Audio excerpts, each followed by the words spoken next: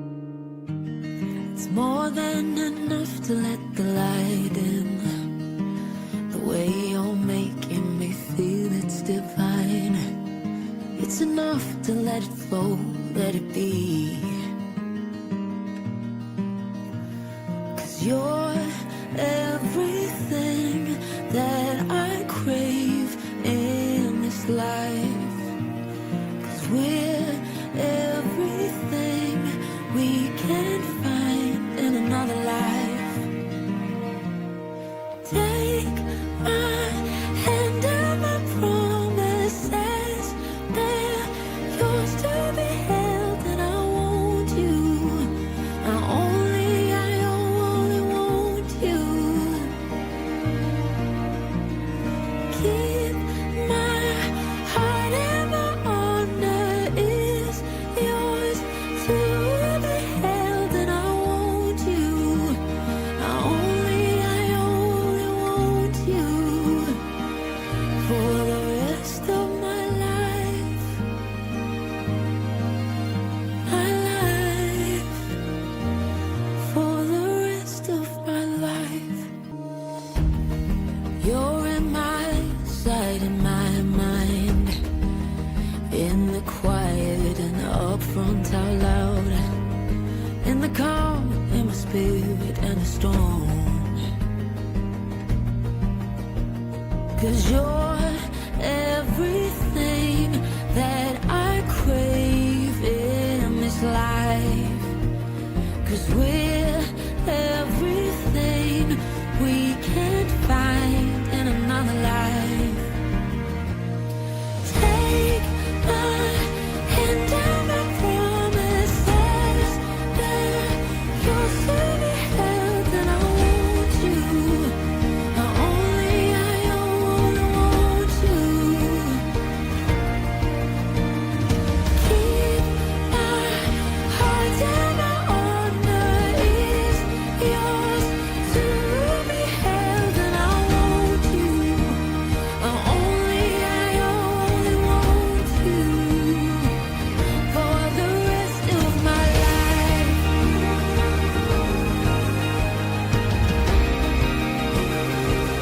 For the rest of my life.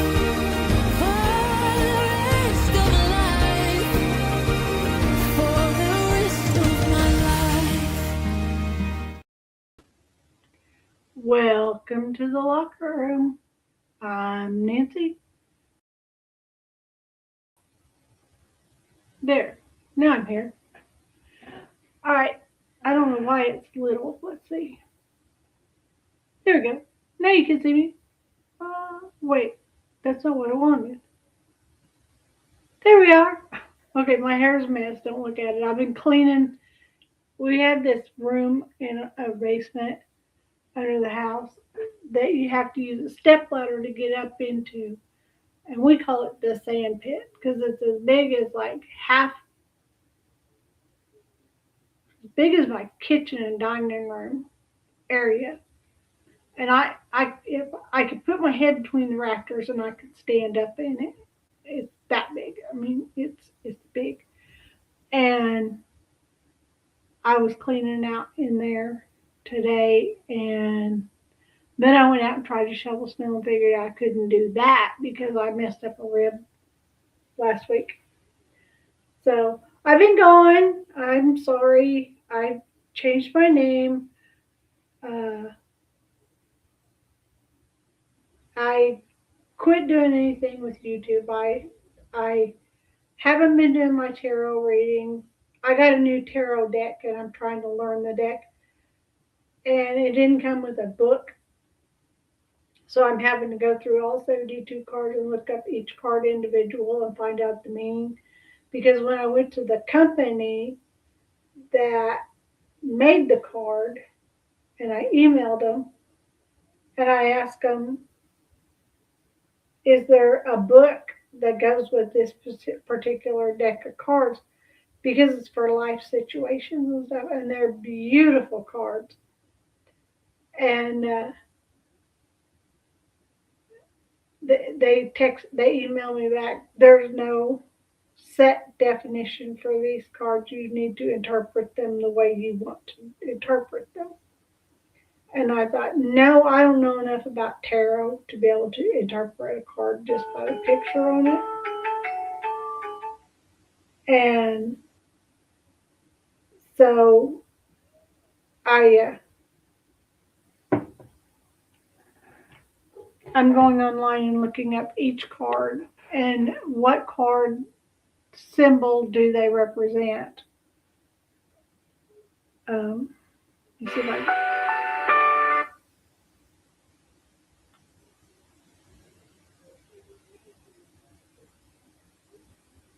and I'm trying to put it on here so I can see how many people are online. If you're here, please give it. I'm trying to put it on here so I can see how many. Sorry, I forgot to turn it down. So I can see how many people are here.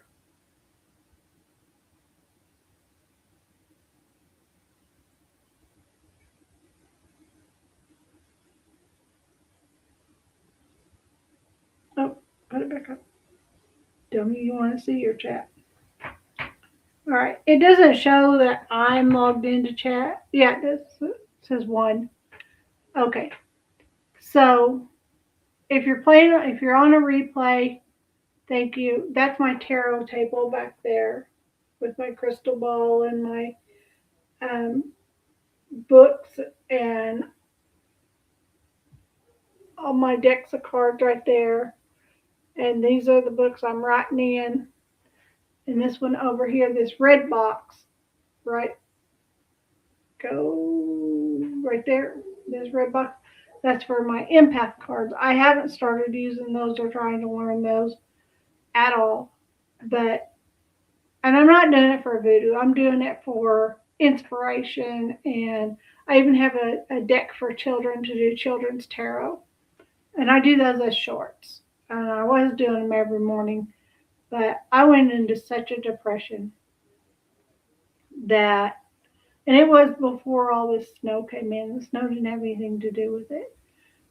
But I let myself, of course, we realized after Thanksgiving that my medication that I was taking for depression and anxiety was causing my dizzy spells, and I was just getting dizzy for no reason. And I didn't like that. So I quit taking them. And I haven't been back to the doctor yet to get prescribed new ones. And I know I need to go, don't get me wrong. And I do have a doctor's appointment scheduled, but it's not for another 2 months, I think. So anyway, so I've gone into I spiraled downhill. I didn't want to get out of bed. Matter of fact, since the snow came in, my dogs are outside right now, but they've been inside, like, other than to go outside and go potty, they've been inside 24/7 since the snow started. And they're getting pretty spoiled being inside because Batman wants to lay up on the bed and climb on me and step on my laptop when I'm trying to do things on my laptop. And yesterday my husband helped me through video call because he's the computer person. He went to school for computer stuff, and he helped me completely reform my laptop because it was too slow and it wasn't letting some things load that I wanted to load. So we went through and we reformatted my laptop yesterday. Friday night or Saturday, I don't remember what it was. He was coming from North Carolina and he was headed to Texas. And a lot of the trucks right now for that company are in the icy weather. So they've shut down all those trucks. They told them to find a safe spot where they're at a travel plaza or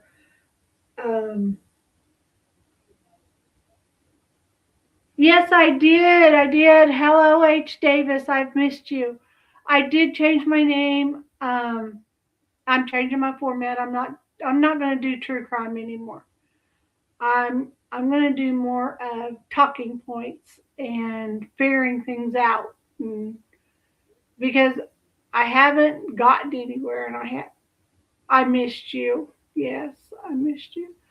Um, I went into a deep depression. Is what I was saying, and I'm not getting anywhere with true crime. I'm not getting any new people coming in. And yesterday I was watching a lot of Dr. Phil, and something came on there that really kind of hit me right in the face.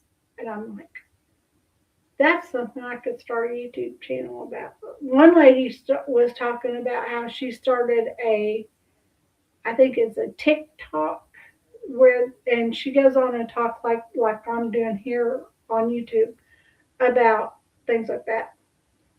And um, so the conversation on Dr. Phil was about estranged family and things like that. And uh, they were talking about estrangements between children and parents, and um, it just set my mind into going. And I said, I'm going to go back into it. I went on Brittany J's channel last night, and she was doing a real good live about Sebastian, and there wasn't any drama. It was she kept trying to stay on the subject. People would divert her off of the subject, and her power went out. We got to talking about food and stuff like that, and um, she we were talking about food, and when she came back, we were off topic, and she kept trying to direct it back to the topic, and she did a real good live last night. Really good live. I didn't watch it all. I fell asleep. So I've been dog sitting my own dogs because I've been having to keep them in the house because of this cold and snow. I think we got about 5 inches here, and my driveway is like a 45-degree angle. And I'm going to have to get out of the driveway because I've learned that if I can get out of the cul-de-sac I live in, the roads are drivable. It's just getting in and out of where I live. They don't plow back in areas like where I'm at. And I'm concerned because my next door neighbor over here, he's a young man and an entrepreneur, and he buys and sells vehicles. He buys them and fixes them up and gets them all cleaned up and looking really good, and then he resells them. And he's got 2 vehicles parked down because I'm on the edge of the cul-de-sac. Their house, it's like it comes around and it curves like this. Well, their house is right here in the part of the curve, and my house is right. Our driveways meet at the point at my mailbox, and then my driveway is like a 45-degree angle straight up, and then it flattens off at the top. And then my other driveway, where my RV garage is, where CJ parks, it's a lower driveway, but we've got our trailer sitting down there out in front of the RV garage, and the RV garage is full. I can get my truck in there, but CJ would still had to park outside. So what we did was we covered my truck with a tarp. And Happy New Year to you too. Have I been gone that long? Oh goodness, what's today? I've been gone almost a whole month. Wow. But so yeah, I hope the temperatures, it got up to like 20 degrees here today. So I'm hoping we're on the uphill slide now. I missed a doctor's appointment yesterday because I couldn't get a therapy on my shoulder because I couldn't get out of my driveway. And I was supposed to go, wait, that was today because today's Monday. And I was supposed to go over to the car lot where we bought our truck because they want to buy my truck back from me. My truck is a high demand truck. And I told him if I could get a truck that's as good as the one I have, but with lower payments, maybe I'd consider trading. And uh, my husband said, "You got to think about it. How much do you owe on that truck?" I said, "I don't know because I don't make payments on it. I do, but I don't. It's automatically drafted out at the first of the month, so I never see the money.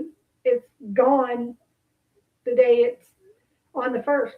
So I never see the money, so it's like a bill I don't pay. It's like my phone bill. It's automatically drafted out. My gas bill is automatically drafted out. I don't pay those bills, so I don't keep up with it. And I know I should. I know I really should.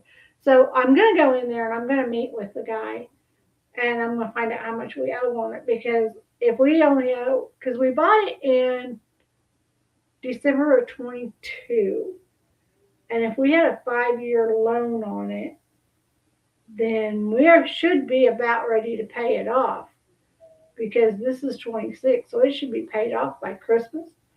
And Butch said that we don't really want to get into a bunch of more car payments. It's 3 degrees there. I'm on my other phone, so I can't really see the temperature. Um, so, anyway, but I have some videos that I want to look at parts of today because what the subject is about being estranged from people, like toxic people. Like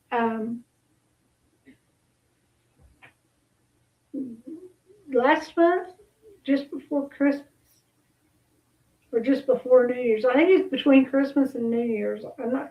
It might have been right after New Year's. I ended up having to cut somebody off, cut them out of my, block them on my phone, block them on my Facebook, everything. And I had to do that back when I was doing thrifting with this other lady when I had my store because she was toxic. And um,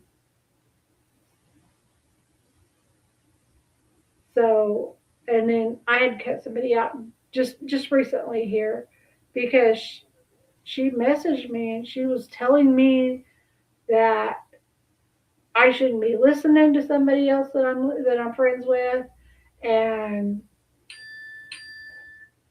telling me a bunch of bad stuff about this other friend, and telling me that the reason I listen to her is because I don't have any friends. And she hurt my feelings, and I knew she was wrong because I do have friends. I have H. Davis. I have my other moderator, Amanda Panda, and I think she's at the gym right now. If the weather's good enough, her and her husband went to the gym. They go to the gym in the evening, and um, because she's working a 9 to 5 now, and her husband's working, I don't know, like 6:30 to 5 or something like that. So you know, after they get home, he'll get cleaned up, and then they go to the gym, and then they come home and eat supper or whatever. And so, she's probably at the gym or getting her shower. Yes, I'm in physical therapy. I have a torn rotator cuff, and my shoulder is dislocated like I think he said a quarter of an inch. And he's tried to pop it back in twice, but it won't stay because of my rotator cuff. And I've got exercises I'm doing. Yes, you do. And it hurts. It hurts to cut somebody off.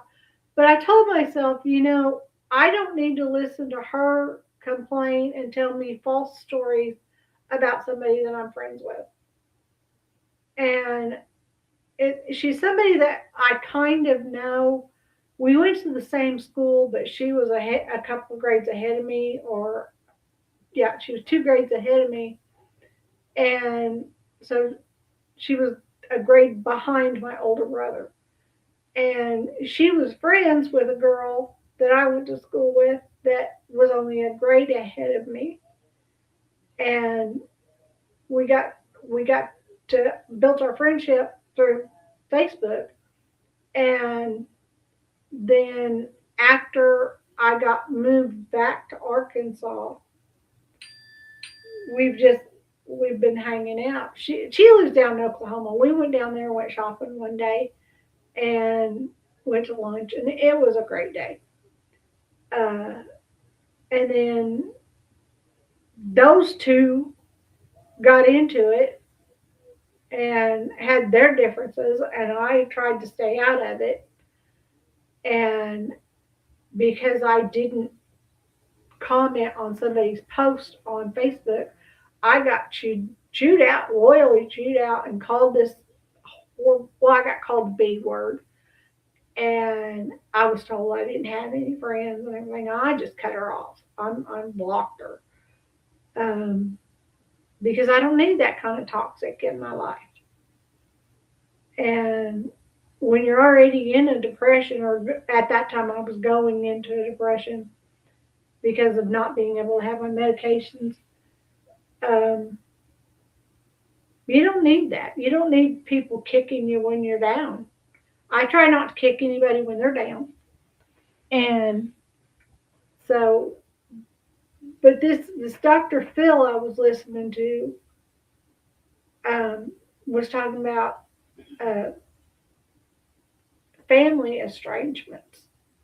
Like their subject is Gen Z and Gen Y, Gen millennia. That's us, my age, millennia. I think you're young enough, H. Davis, to be Gen Z. I'm not sure.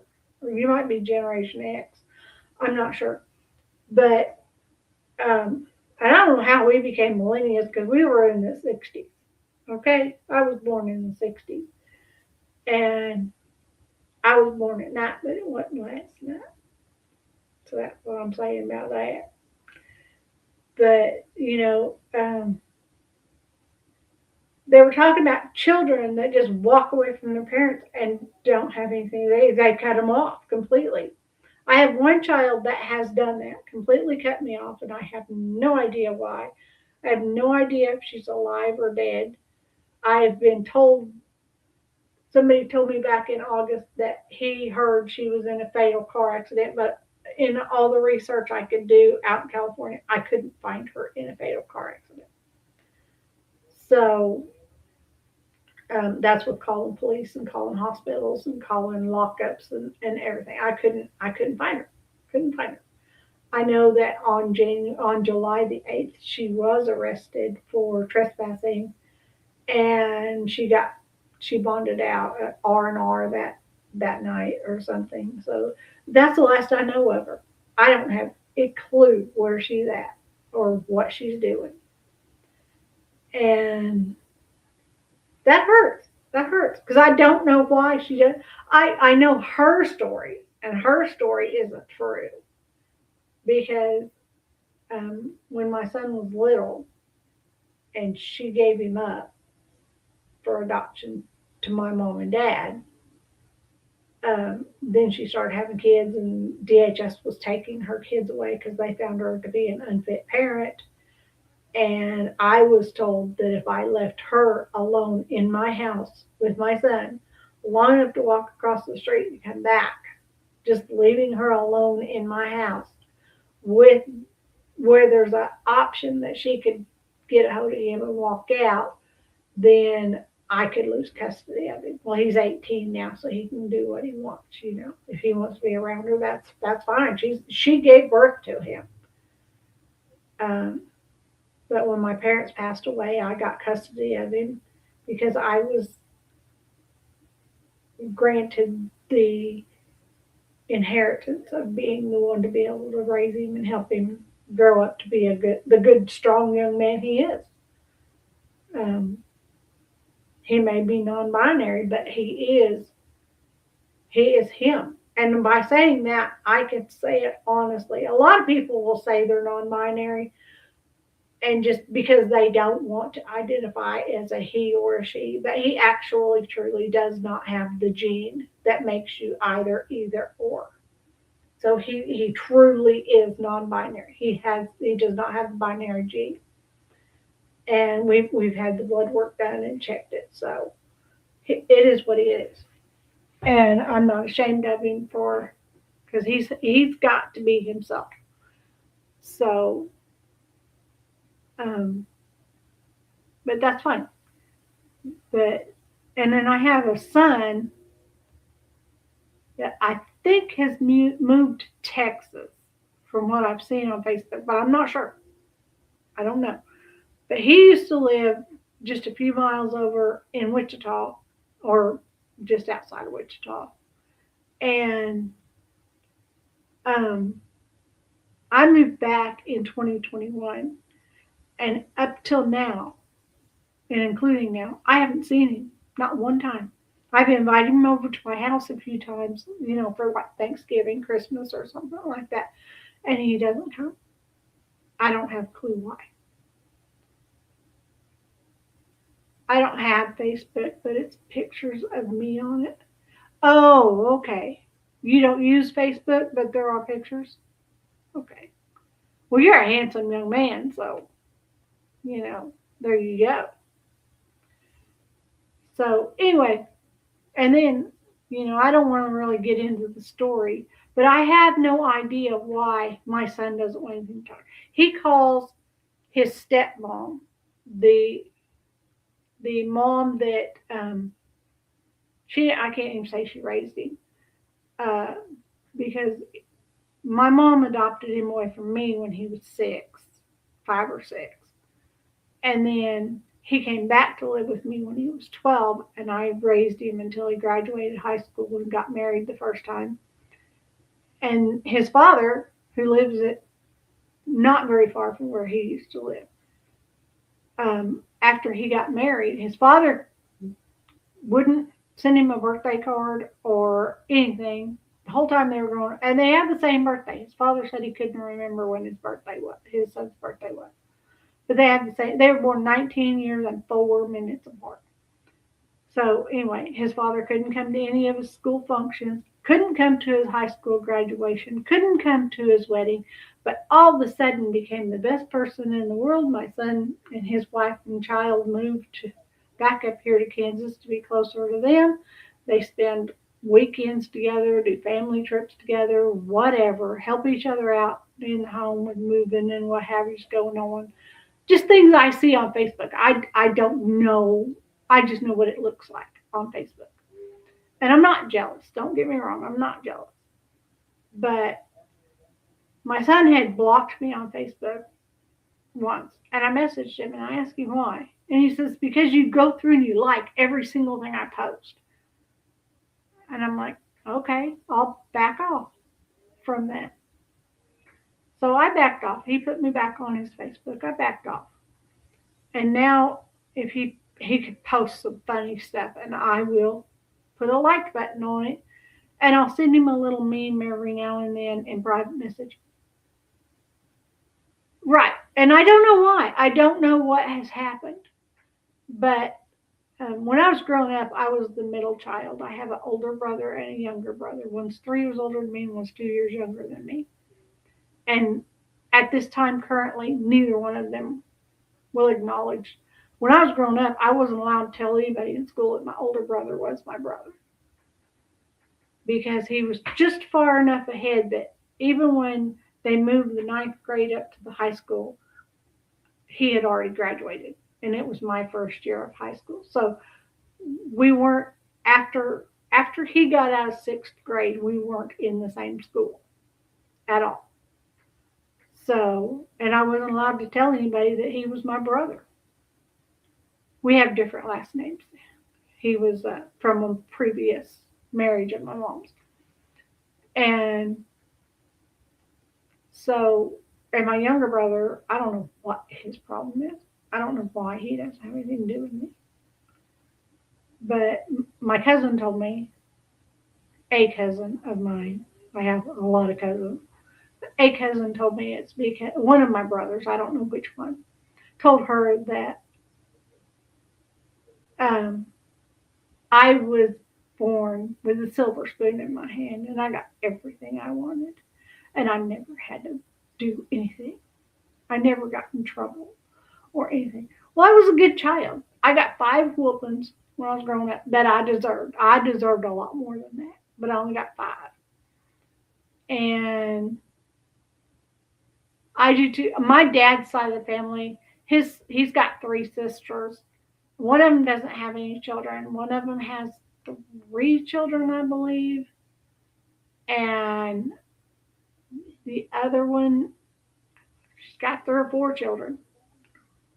Uh, I really don't know exactly how many. I don't know. I've met them all when I was younger, but I was so young that I don't remember them.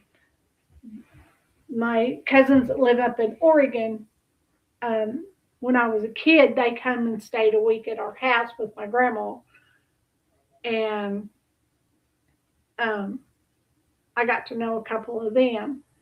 My other cousins, one of them's a truck driver, and we met her down in Arkansas one night and had dinner. And so, because she was doing a stopover for the night in Arkansas, and we took her out to dinner and stuff. So, but I get along with all my cousins. I have one cousin that lives a little ways away from me, but we just have different lifestyles. We get along great. When we talk, we can talk for hours on the phone. We get along great. And we can go out and eat and whatever. But we don't spend a whole lot of time at each other's house. I'm actually closer to Butch's cousin here than I am any of my other relatives. Except my daughter. I'm close with my daughter. I think I've lost my sister. Not in the physical way, but I think she's walked away from me and cut me out because she won't message me or anything anymore. She got mad at me because I let my daughter change the locks on my son's house because she lost her key, so she changed the lock. My sister wouldn't give her spare key, and we let my daughter change the locks, so now my sister's mad at me. That's what I know about that. That's what I know about that. And I have mom adopted, of course, mom and dad adopted CJ. He's right on the other side of that door. He's in his room. And I inherited him. So he's technically my little brother. And then my mom adopted my oldest son away from me and my youngest daughter away from me. And, then she sent them back to me when she didn't want them anymore. When they were no longer a paycheck, she sent them back to me. And then mom adopted 2 other kids. And the one is the one I call my sister. And she's just now got to where she's not talking to me. And her brother, I don't really want anything to do with him because I don't like his choice of lifestyle.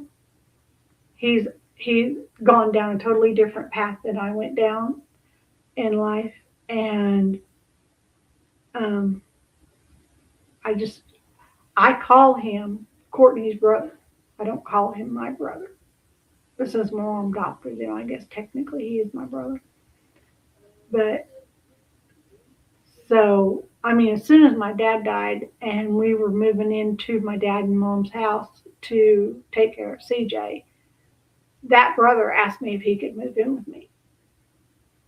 And I'm like, no. My older brother was standing behind him and shaking his head no. And I didn't even need my older brother's permission to say no, because he does things with his life that I don't want. I didn't want around a 5-year-old child. And so but other than that, I've asked my brothers. Yeah. I've asked them. I sent them private messages on Facebook. And because the last time they did call me, one of them called me. He blocked his number, even though I had his phone number in my phone. But he blocked his number last time he called me. So he thinks I don't have his number. And I don't know why he doesn't like me. I don't know why he doesn't want anything to do with me. I don't know why any of them. I feel like I'm an only child. And I feel like my three kids won't speak to each other. They do not like each other. I don't know why. Neither one of them is more special than the other one. I'm just closest with my middle child. She's the only one I have any kind of relationship with. She called me the other day because with her new job, she she's working and then they go to the gym and whatever. She called me and she said, I haven't talked to you in forever. I'm like, it seems like it. So, but since we moved back, I've got people I went to school with that I wasn't friends with when I was in school because I grew up only with three friends. And one of them's my best friend, Sheena, lives in Wichita. I see her often. Not often enough, but I see her often. And then my husband, we met each other when we were 7. We've been best friends all of our life. And then the three of us had another friend named Doug, and he lives in Wichita with his wife, and I'm friends with both of them. And then I have some other friends that I went to school with that, because my dad was a police officer when we were growing up, more people knew who I was than I knew who they were. But we've developed friendships as we're adults. You know, we've decided, I guess everybody grew up. You know, it's not the cliques anymore. And even at my 40-year high school reunion, people that were never nice to me in school were nice to me. I built a new friendship at my 40-year high school reunion with a girl that lived 2 houses away from me when we were growing up, and I never saw her. And I'm like, wow, you know? So, I mean, but why walk away? And why not tell the person? Because my philosophy is, you know, everybody's got a motto. My motto is, if I don't know what I broke, I can't fix it. So, and the common denominator is me. And I don't know what I did. I know that my generation, after we became adults, everything changed. I didn't have any part of it. It just happened all around me. Everything changed. You're no longer able to spank your child when they do wrong. You're no longer able to whatever. 20-year reunion. I didn't even think you were 20 years old. Goodness.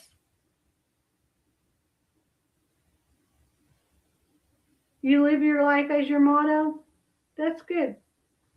But if I don't know what I broke, I can't fix it. What it is. So I'm going to get into this video because I've been sitting here talking for 40 minutes and haven't said a word that has to do with the subject. I can get off topic real easy. Where's my mouse turns off if I'm not. You will. I'll be 60 in December. So I'm exactly 20 years older than you. All right. Share screen. I almost forgot how to do all this. Okay. I forgot this has to be added to the stage. Go big full screen. All right. Now I'm going to go back down so I can read what's under here. This is family therapist explains increasing estrangement between children and parents. And it's like, I have a friend, I have 2 friends, that neither one of their children will have anything to do with them. Once in a while, one of them's daughter will come over when she wants something. The other one, her son moved off and whatever. He was living with her for a while, and she ended up having to boot him out because he wouldn't do anything around the house, or he was eating up all the food and not contributing.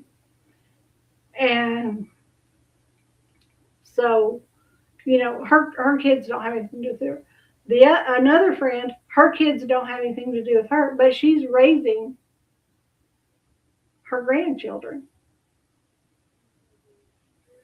So, I mean, that whole family situation is not my business.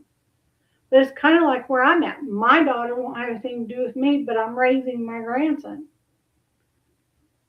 So, you know, and it's happening more and more and more. My generation stopped the being able to spank, the no more prayer in school, no more school paddlings, no more parent paddlings, no more everybody in the neighborhood raised your child with you, because if the kids go outside and play and all the kids in the neighborhood are playing together, whichever parent's house they're at, that parent has a right to discipline the child that's in their home, and then call the parent and let the parent know what happened, why they were disciplined, so that that child can be disciplined again the parent's way when they get home.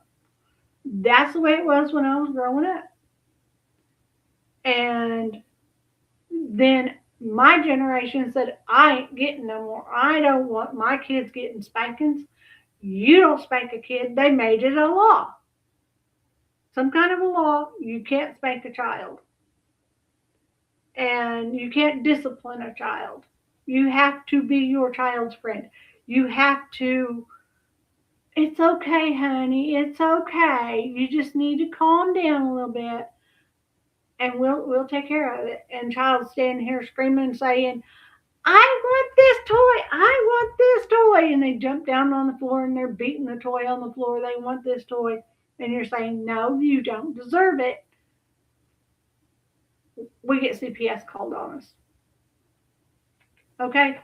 And then as those children, our children, that we weren't allowed to spank and we weren't allowed to discipline properly, they become adults, and all of a sudden they don't want anything to do with their parents because they weren't raised right. What is the deal? I don't get it. We need to go back to living life like we lived it in the 80s, including grocery prices, because I'm telling you, they were so much better then than they are now. But we need to go back to like it was in the 80s. If a child does wrong, put your hand on their backside. And, teach them right from wrong. Don't let them wake up in the morning, turn the computer on, sit there till supper or lunch, whichever, and then stay on the computer till 12, 1 o'clock in the morning. It's different now. Yes, it is. And then go to bed and sleep till 12, 1 o'clock in the afternoon. And, don't let them be that person. Now, my son does that because he's been home locked in from the snow. They didn't have school today. But he gets up and he goes to school when he's supposed to be at school. He has a job that he goes to after school and on Saturday, because they're closed on Sunday and Monday. But, yeah, he's a responsible young adult. Don't get me wrong. He's a good person. But, what's going to happen when he graduates high school? Is he going to walk away and never come back? Because the guy he's dating right now, I won't allow his boyfriend in my house. So, because his boyfriend, he doesn't take his medication properly. He steals from me. I don't know if he still does, but he used to smoke. He wanted to steal my cigarette. The first time he walked in the door and I met him, he's like, where's your attic? And I said, you don't need my attic. Why do you want my attic? I want to go up in there and see what's up in there. I said, there ain't nothing up in there. You don't need to go up in there. It's too dangerous. So what did he do? Started going through stuff in my basement. CJ wasn't home from school yet. I was over trying to run my store. He comes over and he goes into the crawl space that I've been cleaning out in my basement, that we call sandpit. And my father-in-law, when I got home, he's like, you need to get that boy out of his house and don't let him come back in. Well, after my father-in-law passed away, he thought, oh, now I can come in. And I told CJ, I said, I don't want him in the house. I don't care if y'all play Nerf outside or whatever, but I don't want him in the house. He come in the house, he was getting a drink of water, no problem. He wanted to know where I hid my cigarettes because I used to smoke back then. And my son's like, she don't keep her cigarettes here. She buys them by the pack and she keeps them with her. And I just bought a new package of Oreo cookies. He ate almost half that pack. And I told CJ called me. He said he came in for a drink of water and he won't leave. He's ate all the cookies and he wants to know where your cigarettes are. And I said, okay. So you tell him I said to get out of my house. And CJ said, but he won't go. So I closed my store early and I come home. And by the time I got home, CJ had gotten him out of the house. I told him to get off my property and not to come back. So, I mean, there's a reason I don't want him in my house. I don't trust him. He hasn't proven to me that he can be trusted. So, and since I found out CJ's honest with me. CJ told me that the kid's not taking his meds like he's supposed to. So, and I know I'll miss him. But I have to let him grow up. And I'm getting empty nest syndrome already from it because he's either at school or at work or with his boyfriend, and I don't get to see him very often. When he is home, he's on his computer. So, yeah. I had to learn to cook over again because I'm a culinary tech. So I had to learn to cook again because my son quit cooking. So, and that's just a funny though. So I'm going to get into this video from this therapist.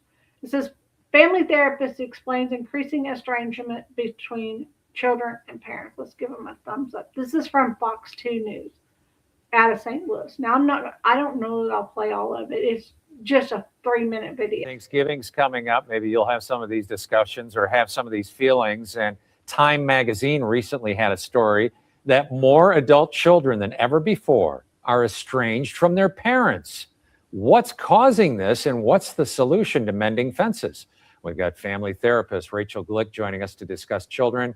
And Rachel, you were saying you were unaware of that article, but you recently wrote one on the same subject. Yes. It's been going on for some time that I'm seeing more and more estrangement happening. And there's a shifting in values in our society from the millennials, like people in their 20s, 30s, and 40s. And they have a different idea about the power dynamic in the relationship in terms of them establishing more of the boundaries that they want to have in a relationship and the quality of a relationship they want to have. Are they the ones cutting off? Yes. Okay. Yeah. Maybe too critical, or what would you want to make a statement? Sometimes it depends. People have different views on that. I think balance is always the best to try to find middle ground, but there are a lot of people these younger generations are really finding that they are not okay with some of the cultural norms of how their parents have been relating with them. There has been a dramatic shift in the past 50 years. Yes. Yeah. And there's like an expectation that the older generation now fit in with some of the more psychologically informed ways of relating, which can relate to boundaries. It can relate to how they support them or not support them. What are some of the things that happen that create these divisions? Well, some of the first one is about boundaries, where the older generation, the parent in this case, is getting involved with being critical or unsolicited advice about their partner, unsolicited advice about how they parent or their body or their choices. And that creates separation. That's like what my older son was saying, that I was liking too many of his things on Facebook. And I crossed a boundary that I didn't know was there. And when he told me what I'd done wrong, I changed it to where I don't do that now.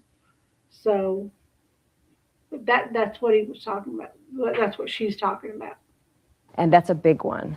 And some of the other ones are just, sometimes there's some toxicity that can go on that carried on from childhood, that now as adults, they don't want that in their life anymore.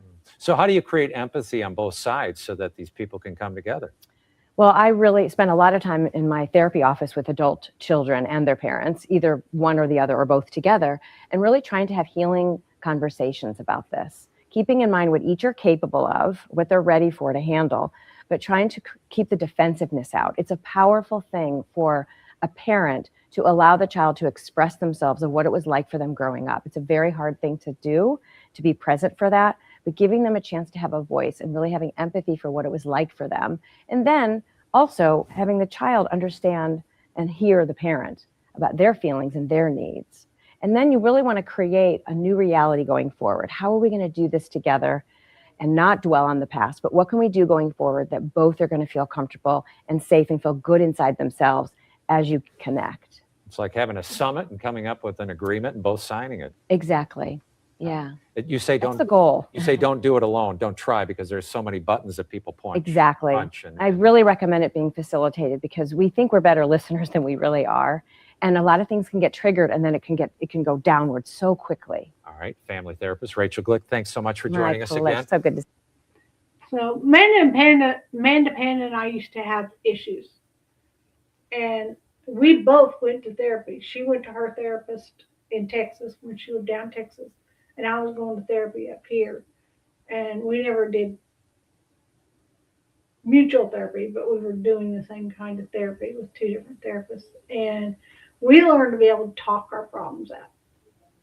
We take a break for a little while if we need to. If we need to, we take a break. And then we come back and we work out the problem, and we can go right back to being friends. And of course, she's more than halfway through her 30s. I'll tell you that much. And she's got 4 beautiful daughters. And I'm so glad to be able to have them in my life. So even my husband's kids, of course, I came into their life after they were adults. And I don't have a really close relationship with either one of them either. It's a good relationship. What we have is good, but it's not close. And when I even used to live in their town, the same town they live in, and I'd never see them unless I was needed to babysit their kids. It's the way it seemed. It's not the way it always was. It was just the way it seemed. All right, so we're going to go to this next one. And I don't know what I've done. I don't know what I've done, but I'm the common denominator, so I must have done something. I was told I was born with a silver spoon in my hand. I look exactly like my mother, and my mother was the matriarch of the family, and she's gone, so that means I'm gone too. So, I guess. Okay, this says when your children walk away, and it's Jordan Peterson on family estrangement. And it's 10 minutes long, but I don't think we're going to listen to all of it.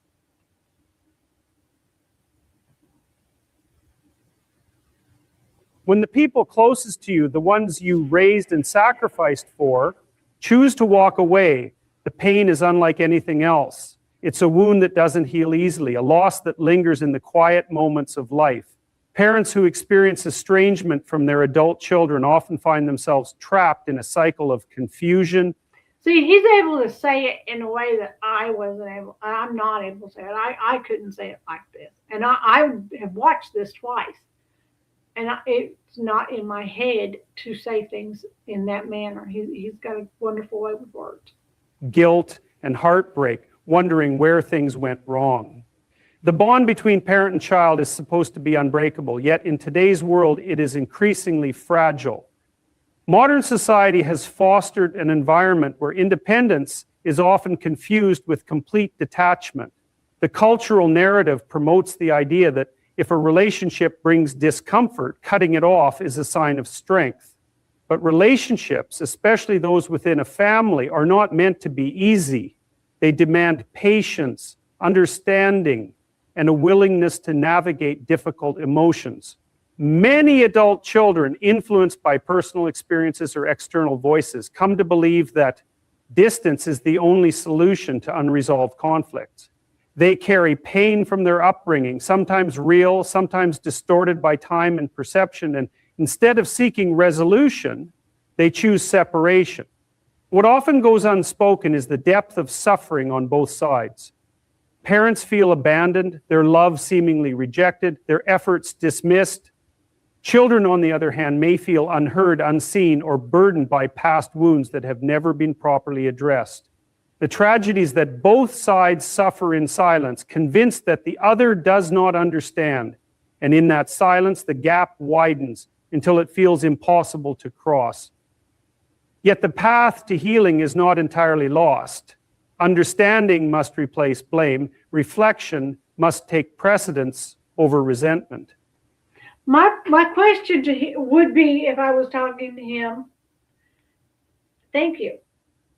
My question would be, how do you get the understanding if the other person won't tell you what you've done wrong?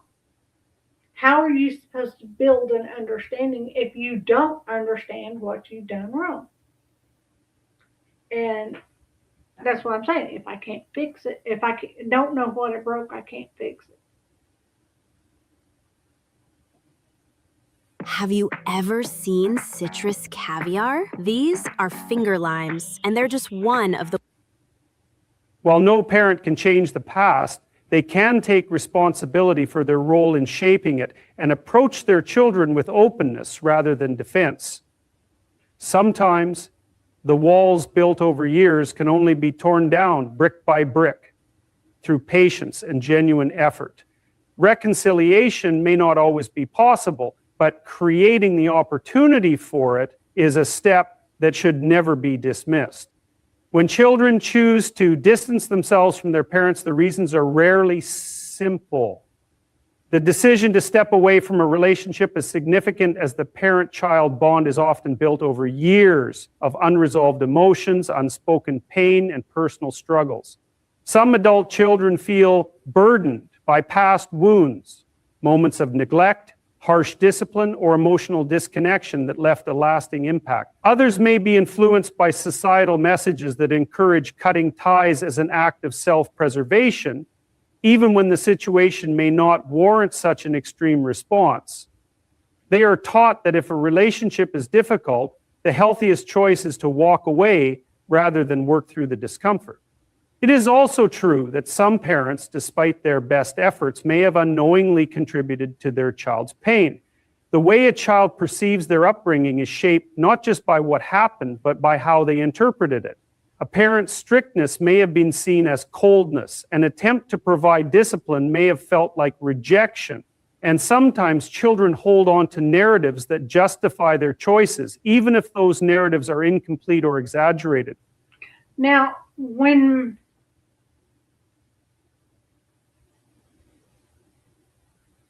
you do, I hope to be able to see it. When my children were little, when my mom adopted them away from me, and I asked my older brother to take Manda Panda because I didn't think my mom needed all three of my children. And my brother had been trying, him and his wife, for 10 years to have a child, and they hadn't been able to conceive. And so I asked him to adopt Manda Panda. And I thought I was doing best for her, but it ended up being a big mistake I made. It was a big mistake. I didn't mean to make the mistake, but it was a big mistake. And I thought it would help bring my brother and his wife closer to me, but it didn't. It just made the estrangement worse. And then my mother lied to everybody about why she got custody of them. And then she even lied to me, and she sent papers and said they were for insurance and I needed to sign them and next day air them back to her. And then she called me a few months later and said that she got the kids' birth certificates because I had signed adoption papers instead of insurance papers. So, yeah, I was stupid enough not to take the papers to my attorney and make sure what they were. But I made that mistake, and I have to live with it. In many cases, these perceptions are not malicious, but rather the result of years of miscommunication and unresolved conflict. The role of external influences cannot be ignored. Friends, partners, therapists, or even online communities can reinforce the idea that cutting off parents is a necessary step toward personal growth.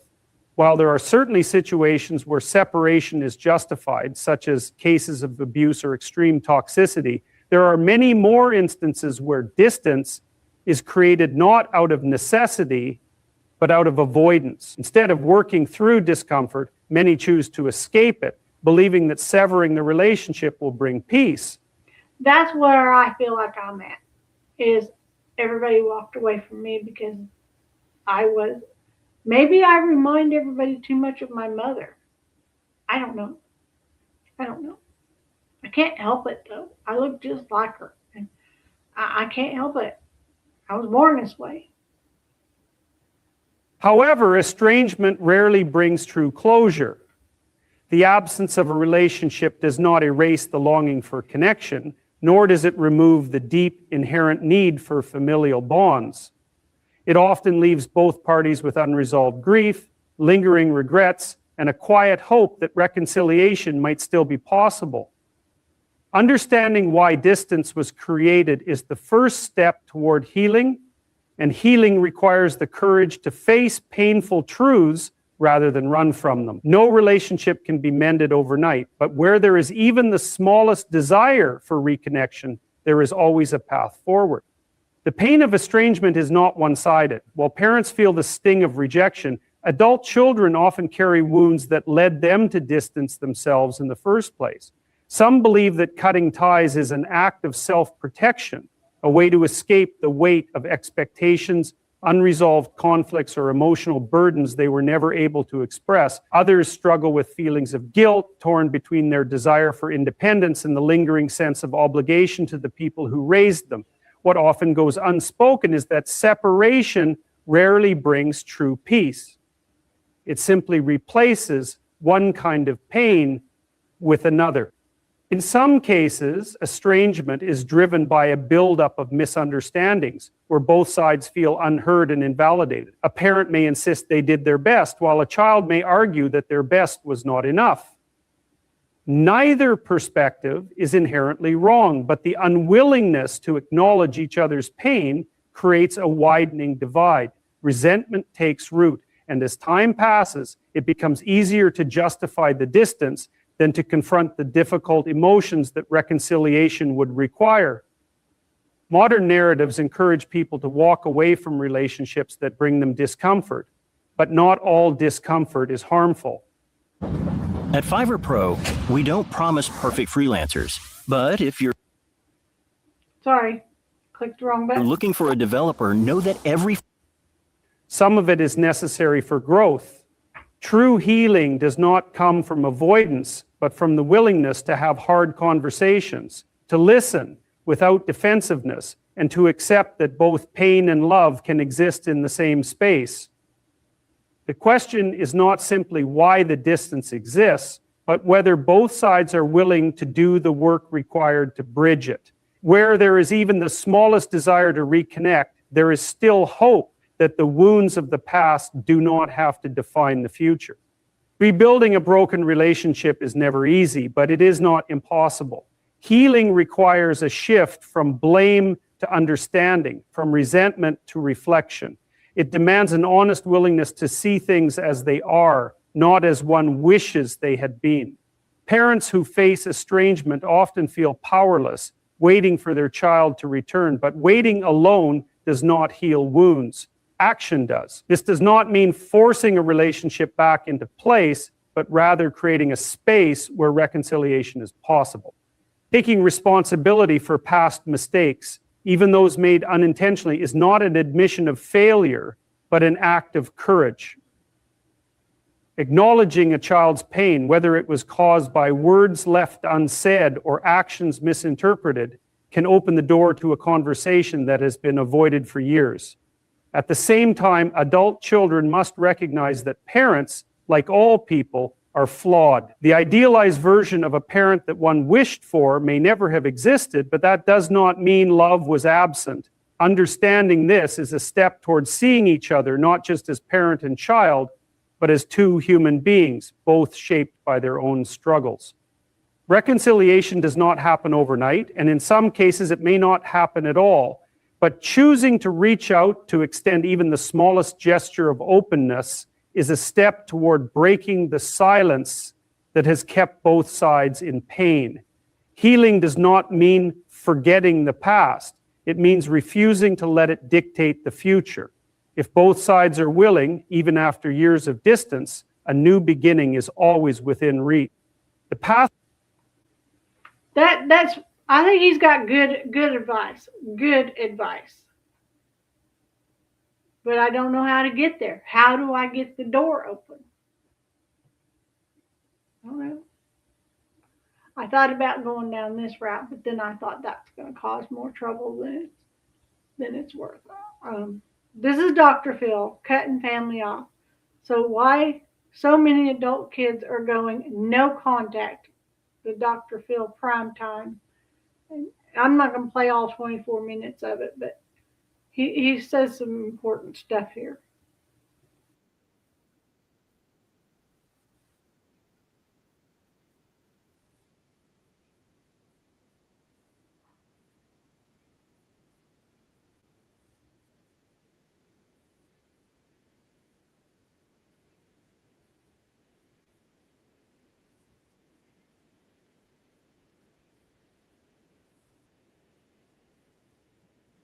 Now, see, I don't do that. I do not post my family business online. That just makes matters worse, in my opinion. It just makes it worse.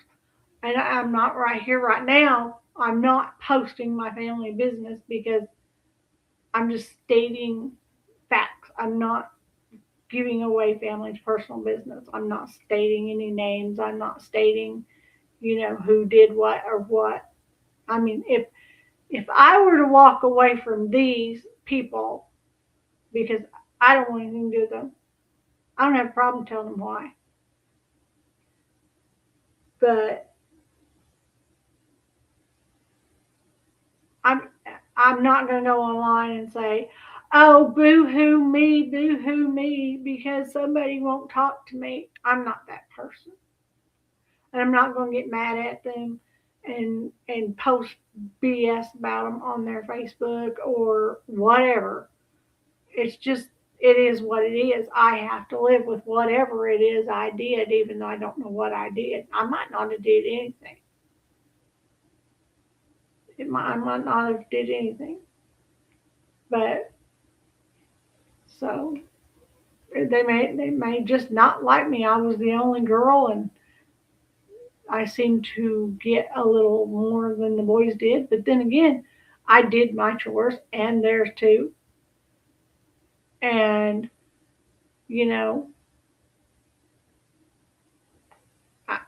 that's the way it was growing up. It's just they got more freedom than I did. They were able to go out with their friends and go cruising down Central and stuff like that. Well, my younger brother wasn't because he wasn't old enough at the time. But they got to go hang out with their friends. They didn't. I had to stay home. If I had a boyfriend, the boyfriend had to come to the house because mom didn't want me going out doing something that I might end up being a mother at 15 or 16 years old, She didn't want me doing that sort of stuff. So I wasn't allowed to do that stuff. So I don't know what keeps popping up there, but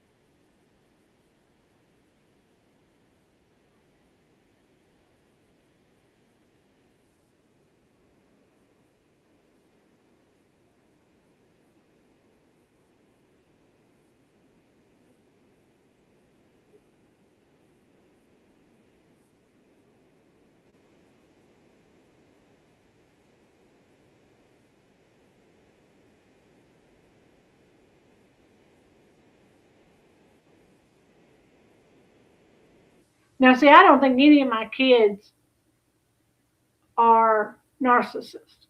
I do not.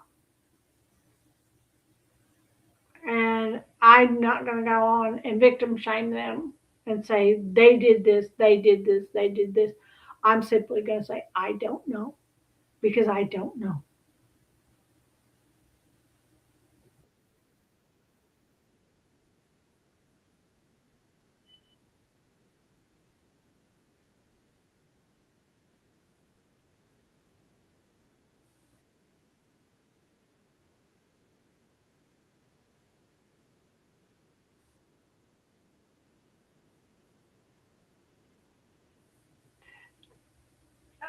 What is that? I don't call them out. I don't go on Facebook and post my family business, because Facebook isn't the place to post it. For one thing, my husband says, you don't want to start the drama that's going to come from you posting something on Facebook. He says, you just need to get off of Facebook and stay out of that line of platform. And I'm like, and it's not that he doesn't want me on Facebook. Don't get me wrong. I go on Facebook and everything. I just don't post my business on Facebook, my family business.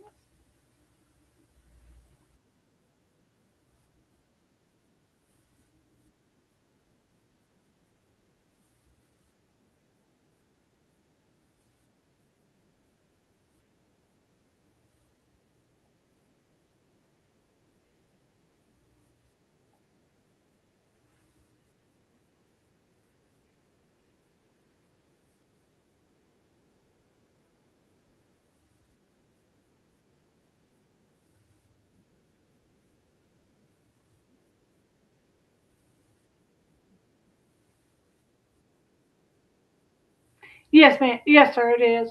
It is all personal business.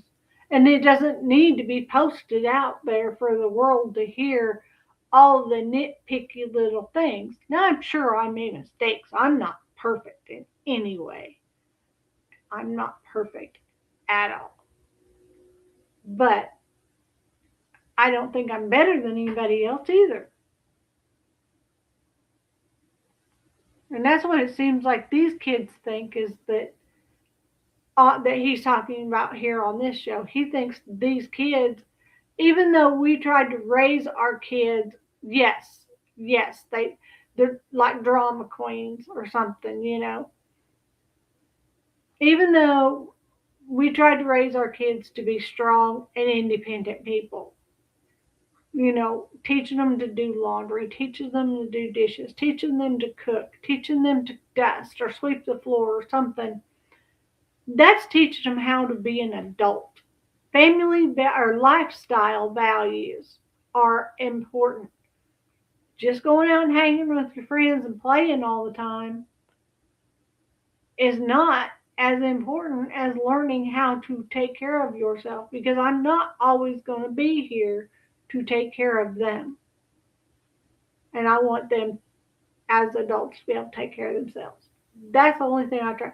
My daughter's, she mentioned, because I'm hand copying a book.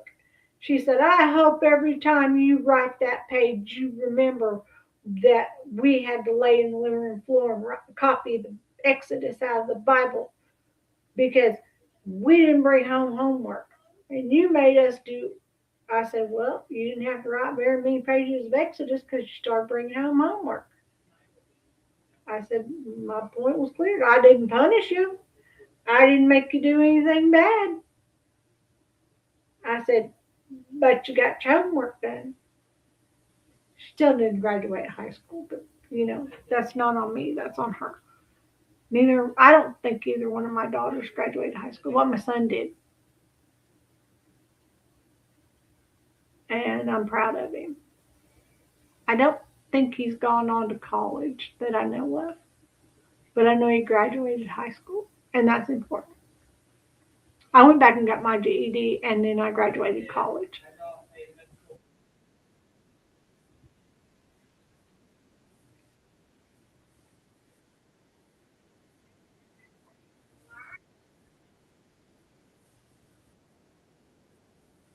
This is what I was talking about at the beginning.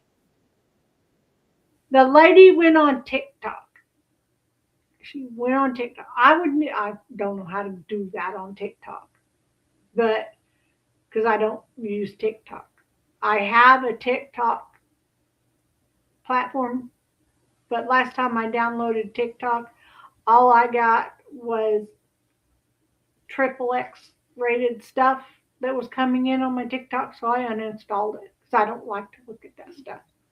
So anyway, so but this mom, she just went right out there on TikTok, and TikTok is one of the prime avenues. I mean, I think TikTok's probably bigger than Facebook.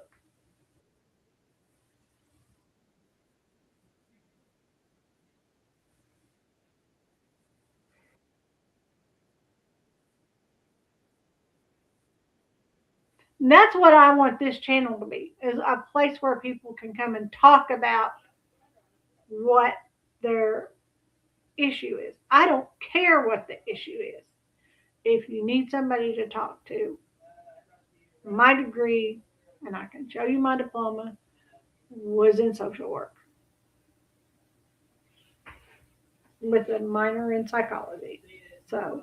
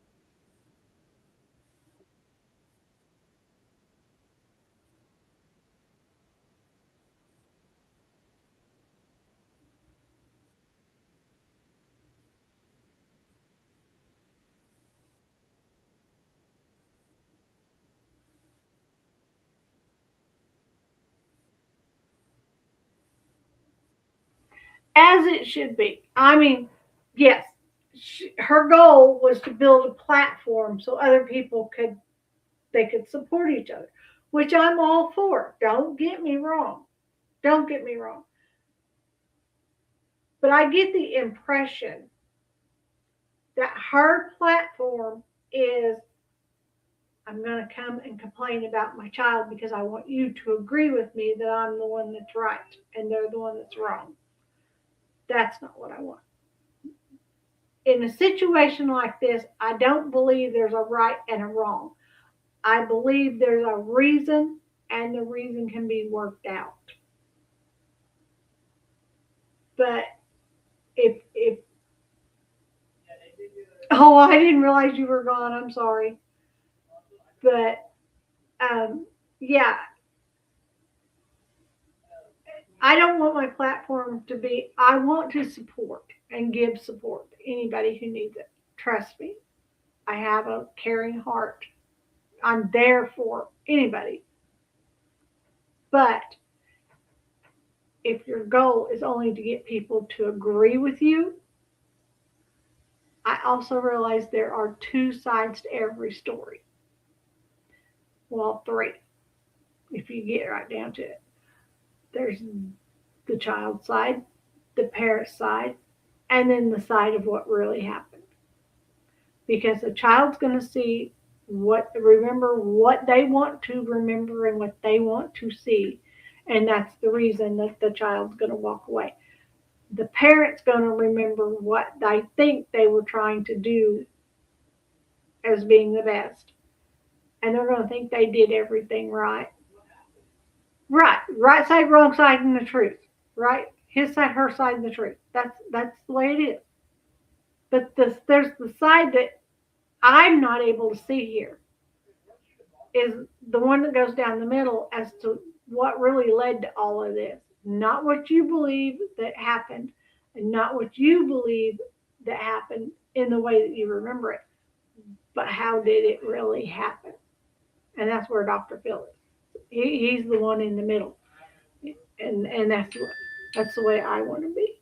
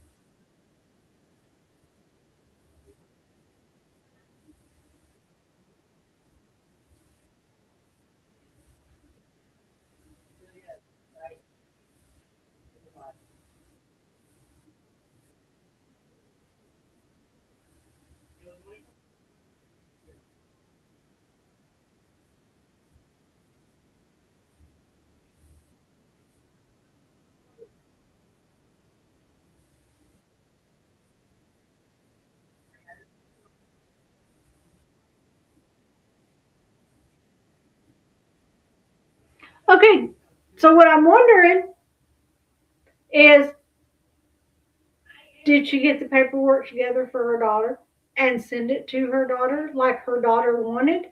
Because she wanted to be able to maybe get the offer to be able to come. I'll bring you your paperwork so it doesn't get lost and I can go to the wedding. Something like that.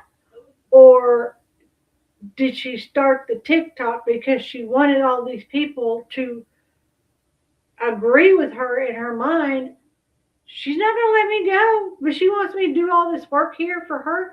No, she can bring her happy little butt home and do it herself.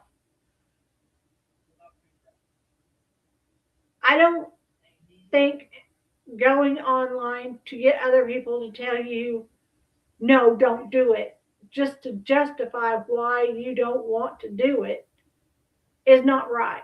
I don't think that's right.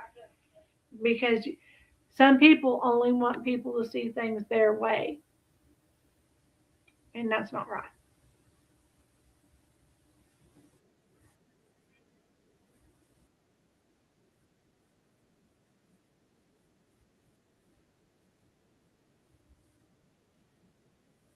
Right. This woman did start the TikTok, and that's what she's saying. It exploded out through other platforms.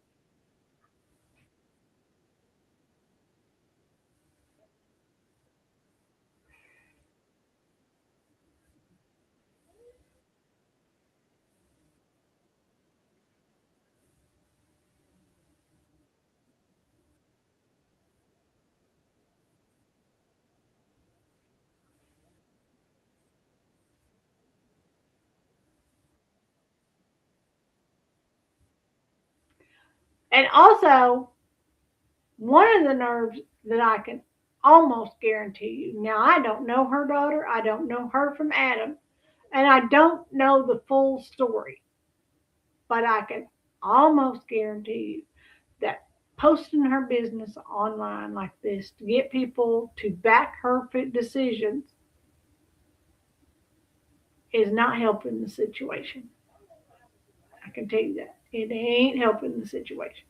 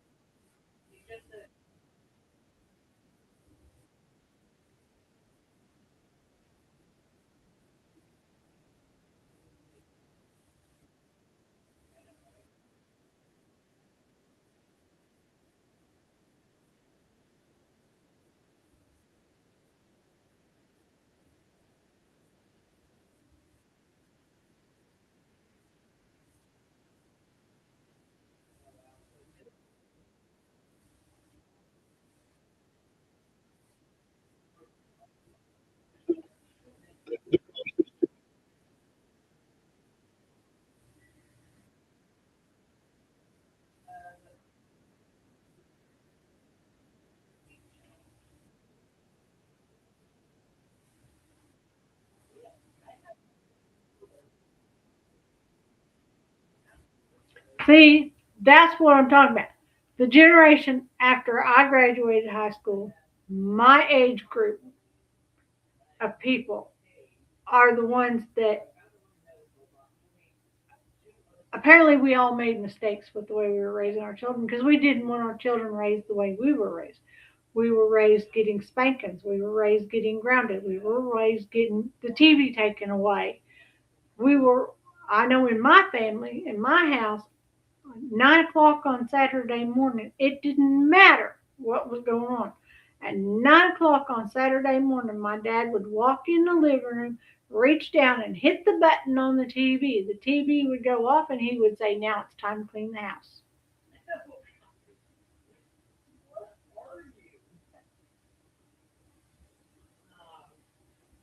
You made mistakes. Well, it's a mistake. Maybe you can say you're sorry and that that's a mistake you don't want to make again. Maybe things, if you're in this situation, maybe things can be amended. But if they won't talk to you, you cannot apologize. It's a no-win situation. It's kind of like if it happens, it has happened, and unless somebody gets the nerve to go to Dr. Phil or someplace like this and have a counselor of some sort sit down in front of, like with me, it would have to be my entire family, so that I could get my entire family to tell me what did I do wrong, you know, but not my entire family, just most of it. When Manda and Panda and I had issues before we built the friendship that we have now as mother daughter, she was mad one night, and something had happened. I don't remember. Something had happened with her husband or something. I don't know what it was. I don't know what started the conversation, why she called me upset. But then she started spewing out all the mistakes I had made. All the mistakes I'd made. And I didn't realize I had made the mistakes when I was making the mistakes. But she gave me the opportunity to apologize for the mistakes. We got past it. We worked through it. And that's what matters. I wish that would happen with all of my family. But I have some family members that don't like other family members, and if I want to like the family member they don't like, they don't want to like me. So I mean, you prayed about it. That's the way. That's the way it has to be. It, with God, all things are possible.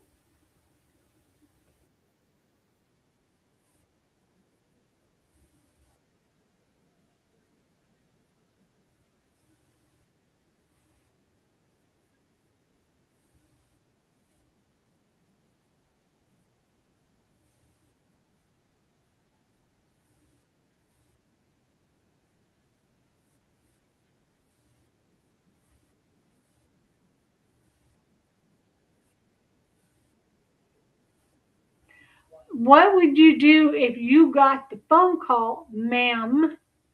Not you, but this lady. What would she do if she got the phone call that her mom had passed away? She didn't get to patch things up. She had the rest of her life to say, I could have said I'm sorry. Or I could have said goodbye. Or something.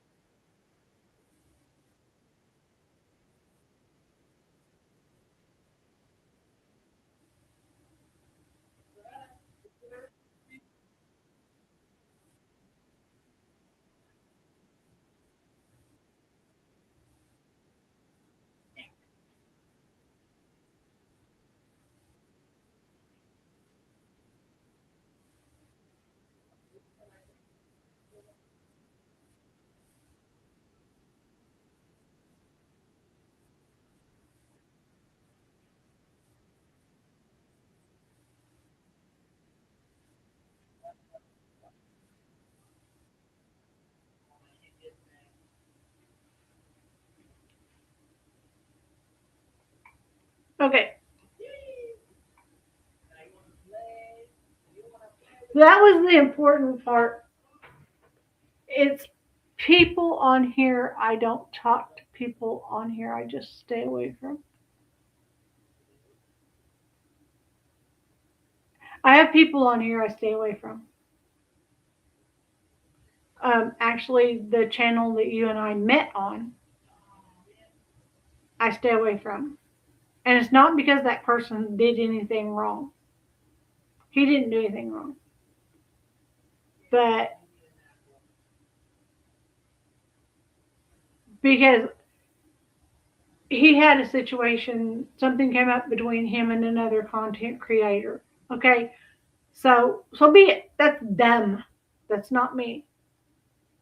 And I wasn't leaving that content creator's channel to go to his channel because I thought I'd get recognized or anything like that.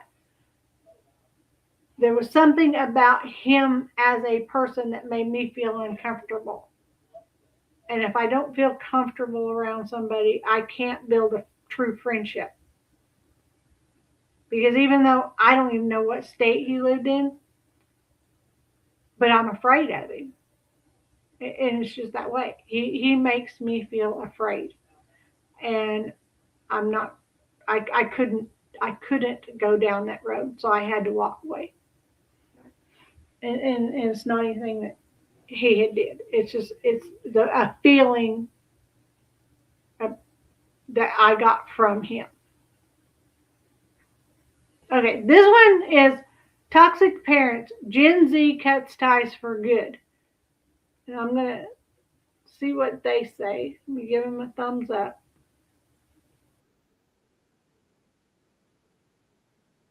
I thought I'd cut out this part, but I just want.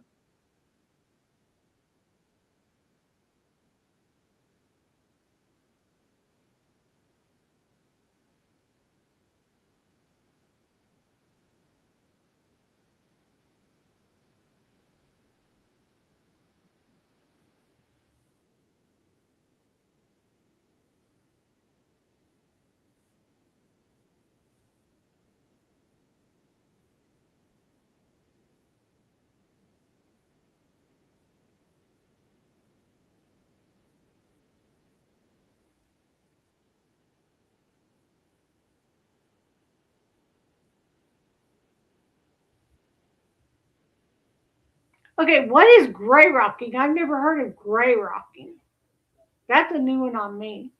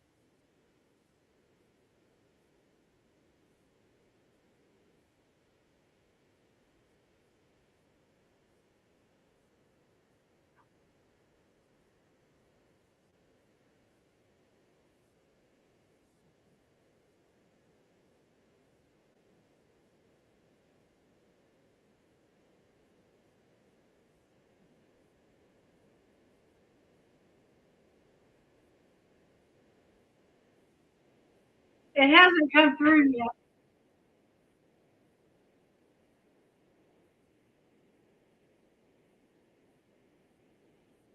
There it is.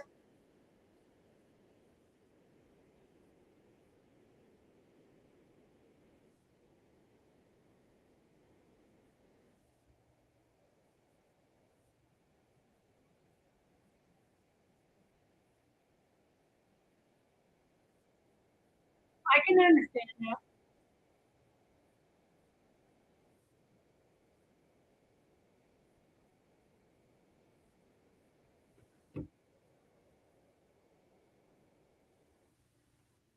My kids are the same way. My son doesn't like either one of his sisters, and my daughter doesn't like her sister or her brother.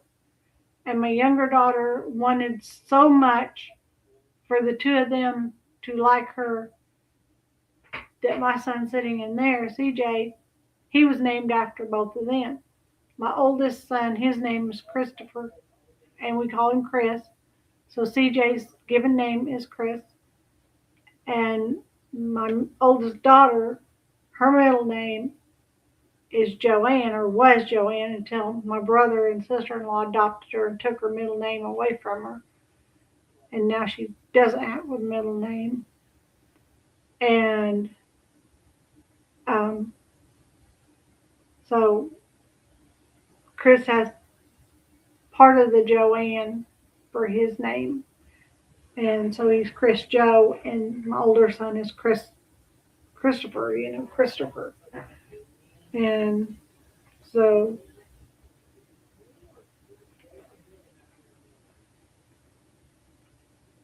and then they just don't like each other.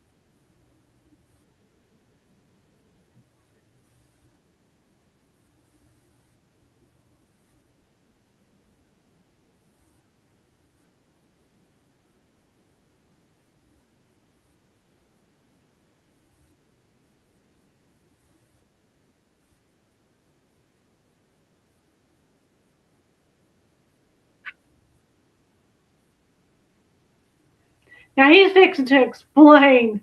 He's going to give an example of an issue that they're going to talk about that's not a topic. And it's kind of funny in a way how he describes this. I love Dr. Phil.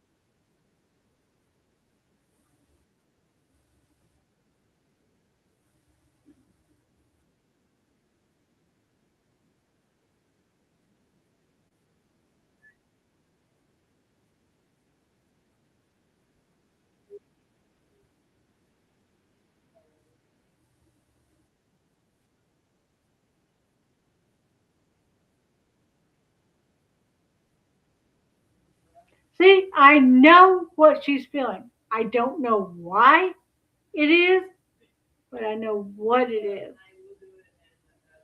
Because with enough people that don't want anything to do with me, I'm the common denominator, but I don't know what I did wrong.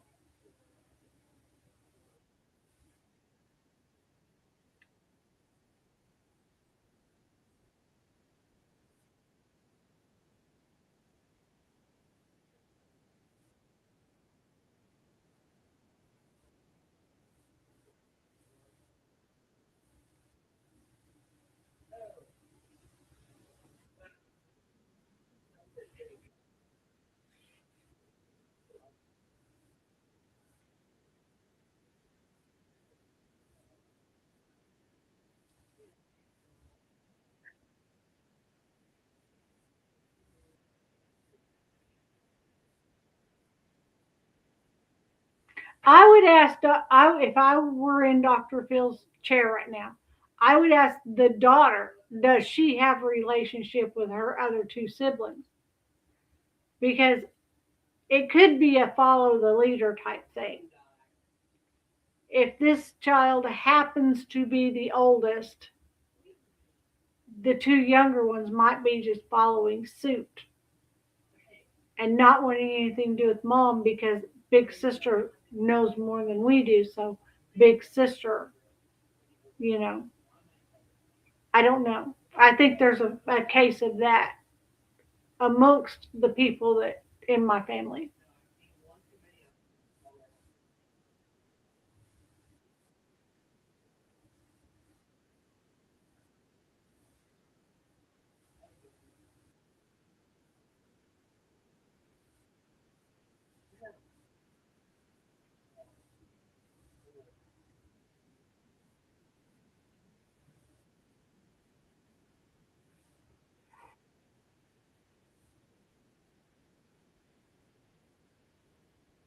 Thank you. That's good advice, Coach Davis.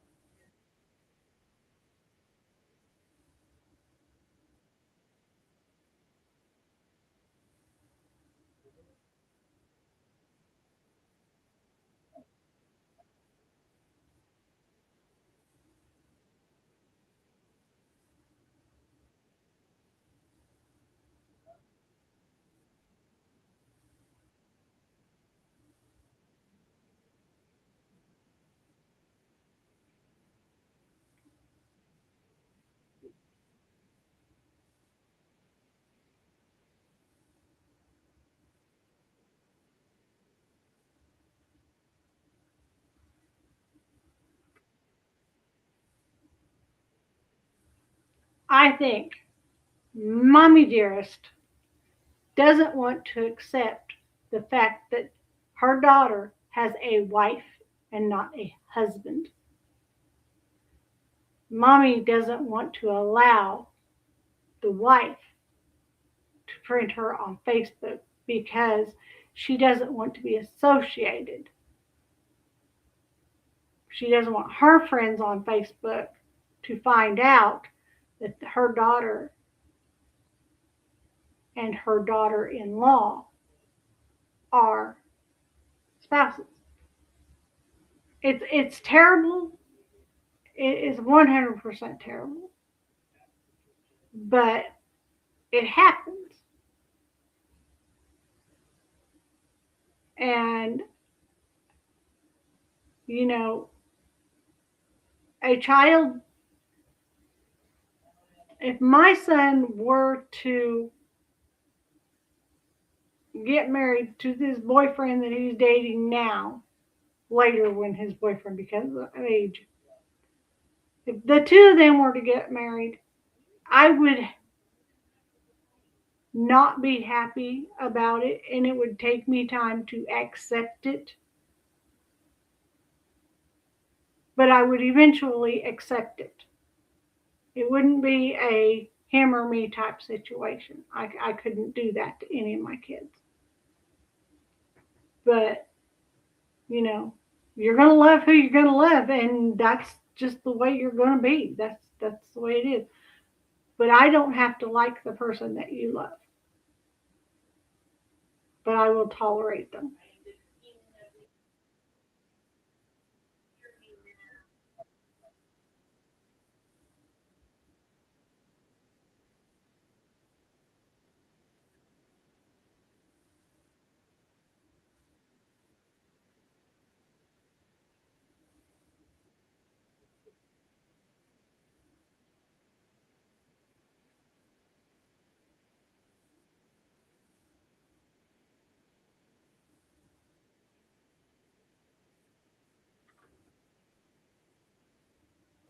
See, I watched Deception Detective. No, I watched that too, but I also watched the behavior pattern.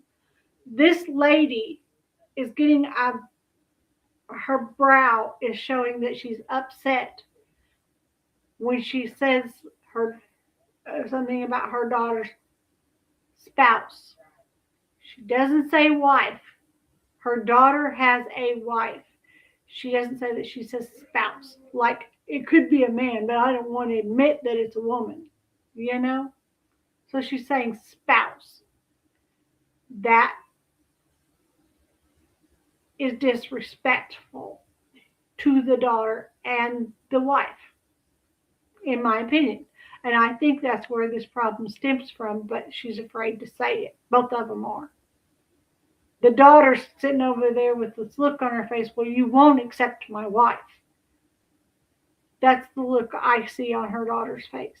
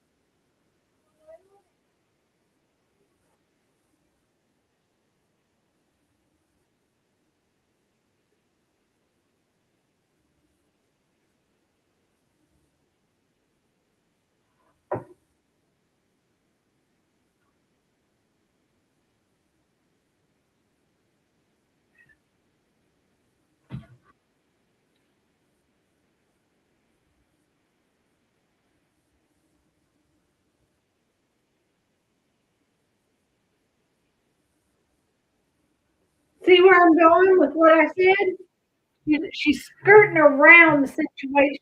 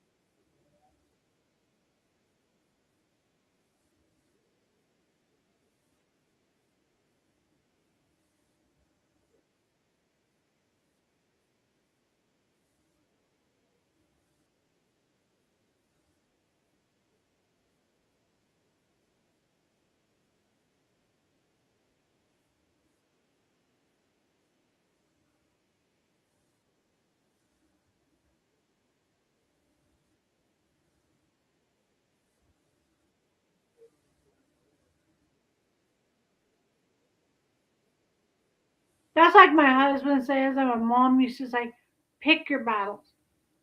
Pick which ones are important. At the end of the day, did anybody die? Is anybody going to die from this decision? If the answer is no, let it go.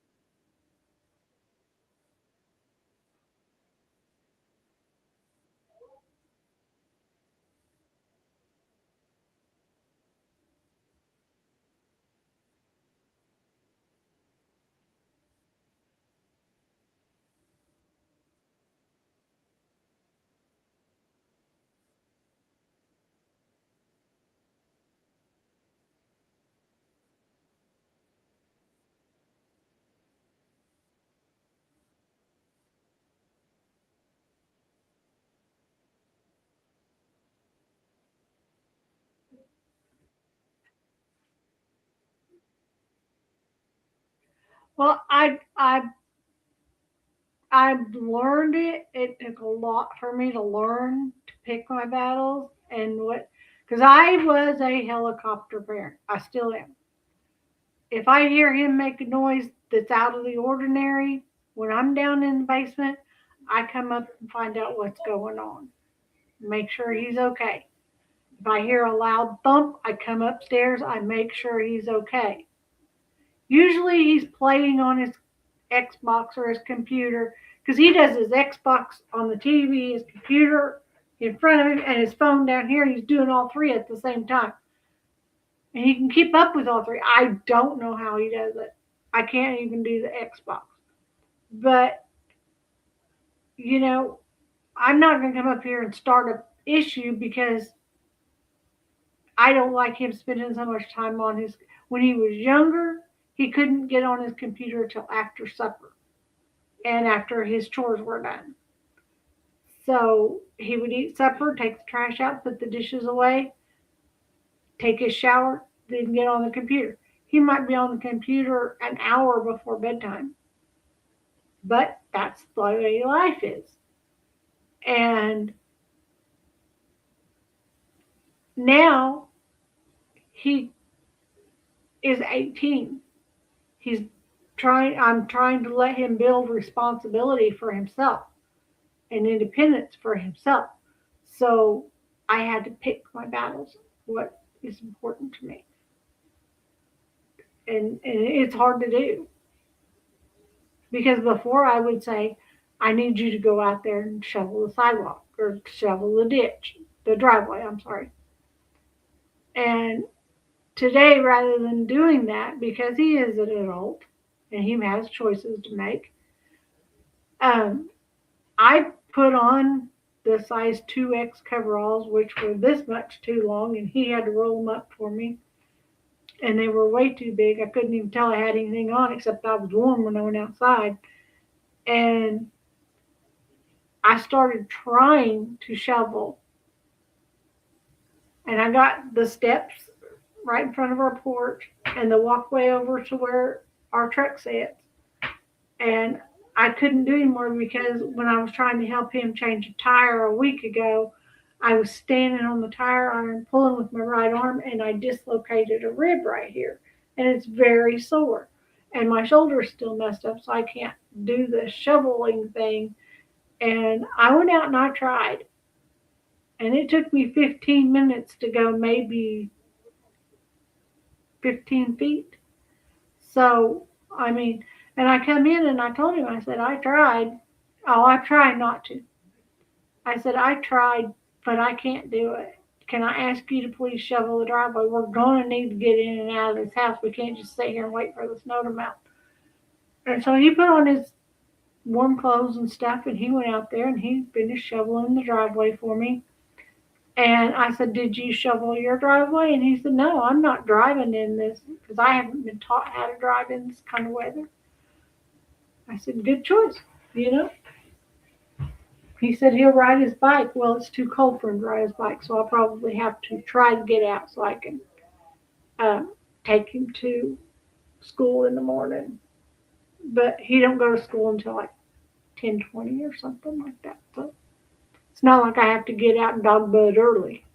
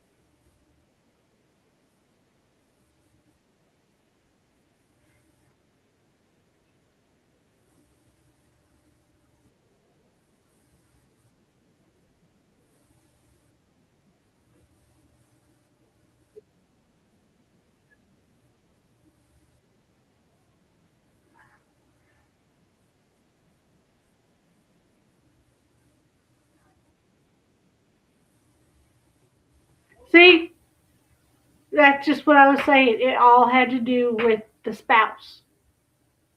The mother doesn't accept the spouse.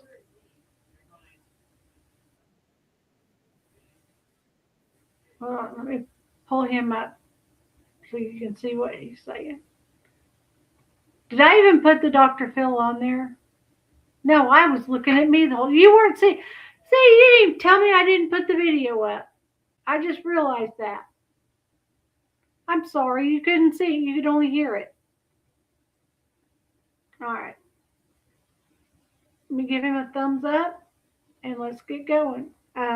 What he's talking about is how a parent should react to the no contact. I'm in a zone. Okay.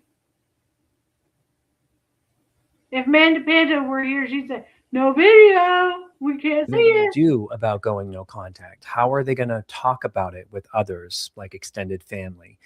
And I hope to answer those questions for you in this video about how a parent reacts to their child going no contact. All of those questions are usually what childhood trauma survivors wrestle with when they're considering going no contact with a parent that is abusive, dysfunctional, or even toxic. Going no contact is really a complex and tricky issue that is highly personal. And for context of this video, this is for those who have experienced childhood trauma and there is a big disconnect with parents around that trauma. And it's often complicated by present behaviors of the parent. There's already often an unspoken schism in the relationship to begin with, long before no contact happens. And often going low or no contact is the hardest thing that somebody will really ever do. And it might be a period in your life where you're at your most vulnerable and the most raw. So despite what estranged parents often say, that going no contact is done on a whim, it really shouldn't be taken lightly by anybody, really. So later in the video, I'm going to also talk about common factors about low or no contact. And unfortunately, often a parent's reaction is going to confirm for you what you already feel about the parent and how they essentially are with you. You'll see what I mean as I go through this list. And it's going to be helpful for you to be prepared for your parents' reaction. If you can be aware of and be prepared for an estranged parent's reactions, those reactions may not have as much power over you after you've gone no contact. So I'm going to list some common parental reactions as well as how to not react to their reaction. It's helpful to take note while I read these to ask yourself if these reactions have prior history in your parent. Like, are these not new to you? Things like apathy or intrusion or victimization or drama. Often their reaction will tell you everything you need to know about the relationship. And perhaps for estranged parents, listening to these reactions might help you not further sabotage your relationship with your child. So, number one is when a parent ignores boundaries set up by the no contact and physically shows up unannounced. The estranged parent ignores the boundaries set up in no contact or low contact discussion or notice and just shows up to confront to get answers. This is a big reaction, and it's also intrusive, and it tells a backstory that the adult child's wishes or person. That's what my oldest son was saying when I was liking all of his TikToks. I mean, that was the only contact I was able to have with him, and then he blocked me. And when I asked him why, he told me, then I don't like every single one of his TikToks. Now, sometimes he puts some on there that are not TikToks, Facebook posts. Sometimes he puts them on there, and they are so funny that I just have to hit that like button with the laughing face button. Always comes secondary to the parent who believes that they have the majority, if not all the power in the relationship. Like they assume that. Doesn't matter if you're 30 or 5, they kind of own you. I find that parents who do this see their children not as an individual, but rather an extension of themselves. Here's what to do instead. Stick to your boundaries that you've hopefully already stated with them. And just because someone shows up at your work or at home doesn't mean that you owe them a conversation, but that's what this behavior is aimed to do. Number 2 is when a parent actually has no reaction. And while that may seem ideal for some, for the adult child, this is often the most painful for some, which kind of seems like a paradox, which I get. But I've seen clients put an effort of crafting a letter and they just received radio silence from the parent or the extended family. I find that a parent maybe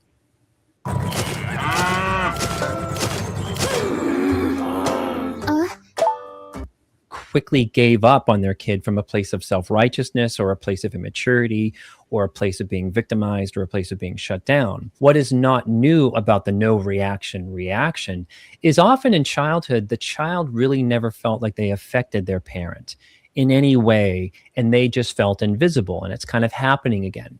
So what to do with this one is do some writing about how this maybe isn't surprising to you that the parent quickly gave up. And while some examples of the parenting come from apathy or disconnect or immaturity, like I stated, don't let your inner child take the no reaction as a sign that they are bad for hurting their parent, or they have an urge to chase this parent to see if the parent cares. And I know that this sounds like a total contradiction, but with this one, it's a really complex thing. It's not like we're testing the parent, but it is kind of a shock when there is no reaction. Number 3 is when a parent crosses lines to get validation and information from someone else. The estranged parent here crosses boundaries, standard common sense boundaries, and seeks out information or alliances with those in your life, such as a coworker, a high school friend, your in-laws, anybody. And they're looking to state their case with somebody. It's important not to become so triggered in this as we forget that such behaviors speak for themselves, and they kind of look toxic because they are. In the current recovery culture, this is also what is known as a smear campaign, but it doesn't always have to involve the character assassination of your character. It can be like a desperate seeking information and crossing boundaries in that way with somebody else. What isn't new about this behavior is the toxic parent is seeing their child as a potential adversary now. And they have a high tendency for some paranoia about how they're being seen.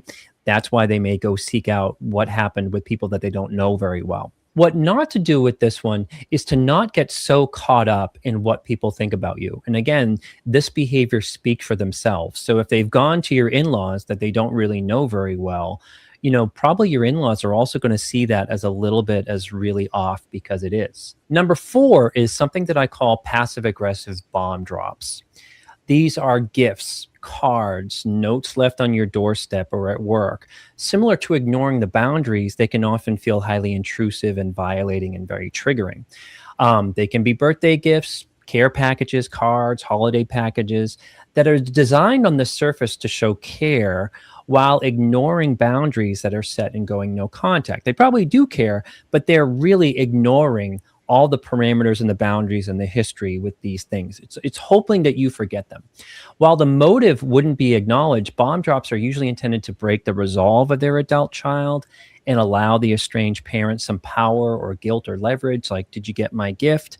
I haven't slept in 6 months, but I hope you enjoy these strawberry preserves. What is not new about this reaction is it's often like growing up with a parent who is highly manipulative or immature, and they're able to use materials or notes to have their children forget about the abuse and just feel the guilt. I've had a client receive holiday care packages or cards to their pets. That's happened to several clients, in a note for the pet while ignoring the client. That's what this is like. Here's what not to do with this one. While these can be very triggering, just see them for what they are. And it's like a parent showing up unannounced. It's designed to guilt and shame you. Don't give that so much power, and remind yourself of why you made the decision to go no contact to begin with. Probably a good idea to do with all of these. Number 5 is a big one here. It's blaming someone else. The estranged parent will often focus on your therapist, therapy culture, your spouse, your mother-in-law, the self-help books that you read, as the villain who took their child away. This is often a narrative that everything in the relationship was fine and perfect until that evil person came along and kind of brainwashed you. And the most important thing about this, the piece that isn't new about this, is that a highly toxic parent often doesn't see their child as being capable of thinking for themselves. Like as if you're some waif who isn't capable of critical thinking, or you got wrapped up in a cult because you've always been a little bit simple. That's an undercurrent message with this one. With this reaction, we see the sign of high toxicity is the extremely overvalued sense of goodness or victimization in the parent, who is incapable of understanding why they are being cut off. What to do around this one is, like the others, just see this for what it is. It's drama. It's a Cartman drama triangle of victim, rescuer, and perpetrator, where the therapist is a perpetrator or the spouse is the perpetrator who put these abuse ideas in your head, and the parent is the victim and now also perhaps needs to rescue you from the bad guy. They're looking to rescue you out of the therapist brainwashing or the social media brainwashing or the people who turned you against your parent. And number 6 is dramatic stories. Essentially, it's a reaction from an estranged parent that can give off this noble yet victimized vibe to explain their behaviors that led to the cutoff. Like, here's a hypothetical. When a parent is like, I was taking a new heart medication that had a rare side effect, and the doctors didn't tell me about that on purpose. And that's why I raged at your partner at your wedding about my seating. And that's why I threw the table. I would expect some compassion because, a study was just released about those with the reaction could experience. I've had that happen. I was taking thyroid medicine when we lived in Missouri, and it was recalled, and I didn't know why it was recalled, but it was recalled because it caused an adverse reaction and it caused anger problems. And I was trying to protect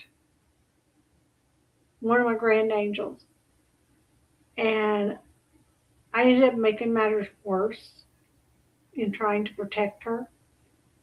And for months and months and months, I couldn't even be around them unless my husband was there. And I felt terrible.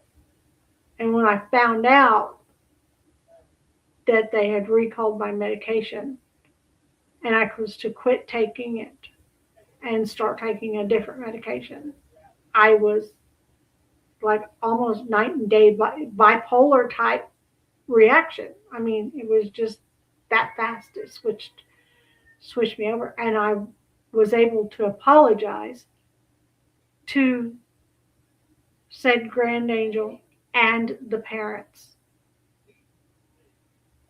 And said grand angel is a wonderful young person. And we have a good relationship now. But it was because I was the bigger person and I went and apologized because I was the one that was in the wrong. So, but I know what he's talking about. Medications can cause adverse, and I didn't even realize I'd done it. It's a rare paralysis and heart failure. I can send you that article if you're not too busy bad mouthing me to everybody. You kind of see the kind of vibe there. What isn't really new there is the parents' deflection of any kind of responsibility to their own behaviors. This is highly toxic, where accountability is always someone else's responsibility, such as the doctor who didn't disclose the super rare side effect. And as a side note, there's often a hole in these stories of the parent kind of weirdly telling the truth, saying something like, but I stopped taking it a week before your wedding because I didn't want to get too sleepy. Like, there's often a big cognitive dissonance to a lot of these dramatic stories. What to do or how to think about this one when it comes up is these stories or drama stories are probably really not new in your history with your parent, but they do come with a lot of confusing power, as they often portray the offending parent as the real victim. That's highly effective in guilt and shaming somebody. So don't lose sight of what happened, the offending behavior, which is they raged at your partner, they threw a table at your wedding.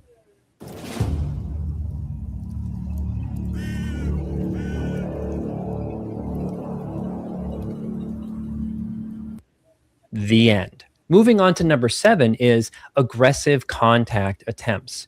Daily texts, letters, emails to get through to you in an emotionally abusive way, where they're saying, I can do this all day. You can block me if you feel like it, but I'll find a way to kind of get to you. This behavior is highly toxic. It's a sign of extremely poor mental health. And it's an example of emotionally battering someone, like we see in domestic violence. What is not new is the parent is really quick to rage and retaliation if a child deviates from the parental sense of goodness or paying homage to them or something like that. I find this one to really be highly triggering, but really at the end of the day, it might just come down to blocking and taking care of yourself, while also taking in, this is a sign that maybe going no contact was the right decision for you. I often find that childhood trauma survivors can anticipate and are most keyed up about this one because the parent shows prior behaviors like this. Like, they'll go after someone just over a simple disagreement. What to do or how to think about it is, block, ignore, do what you have to do, but mostly just disregard. Don't give it so much power to wear you down, which is really what it's designed to do. And also note, again, I really want you to take this into that excessive texting, multiple voicemails are the behavior of an emotional batterer, like we see in domestic violence. Number 8 is when the parent takes on a new identity as a discarded parent. This last one might tell you everything you need to know about the level of toxicity in your parent. They may take on a new identity as the fired parent. And as we see in some estranged parental groups, that their social media handles are like fired dad or something like that. And I, support estranged parents getting support. I think that that's amazing. Everyone needs some kind of support in these situations. But be prepared, though, if you have an attention-seeking parent or highly victimized parent, they might make this their whole thing now. And like with the prior one, do a lot of talking about it with people you probably maybe know. What isn't new about this one, and I think of the ways as such a parent in the past tries to be very visible in being the victimized person in other situations in their life, by their job, by their divorce, or whatever. What to do or how to think about this one, just take it in as data, as who they are. It probably is going to be confirming something for you, and try not to give it too much power. Number 9, and the final one, is something I'm calling guilt-ridden last words. These are when a parent gets extremely self-righteous. I guess I'm the worst mother in the world then. I've given you everything. I've worked. I've put a roof over your head. I've done everything for you. I'm done. Do whatever you want. Again, these are about power, and they are often not new, but they also are highly effective in trying to guilt and shame somebody. These reactions often come from a parent who has an extremely short fuse of self-righteousness, even about minor things that would probably be the same parent or same person if it's a sibling rivalry, that they're in the middle of a heated discussion. There may be yelling going on, finger pointing, what have you. and somebody gets mad and says, I'm done talking about this, and walks off to their room, slams the door, then thinks of something else they wanted to say, and they march right back down the hallway and start yelling at that person again. And then they say, now I'm done. And they go back to their room and they think of something else, or when they're trying to calm down and they're thinking about the situation, they think about something that they wanted to say but forgot to say it because they were too angry to say it at the time. And they march right back down there and they start it right back up 15 minutes later. And I've done that when I was married to my third husband. We used to have that type of arguments. Only I should have stopped and thought that the second time I come out the bedroom, I was going to meet his fist at the end of the hallway. So it's just, and that's when my husband started suggesting, we weren't married. I wasn't married to the husband I'm married to now.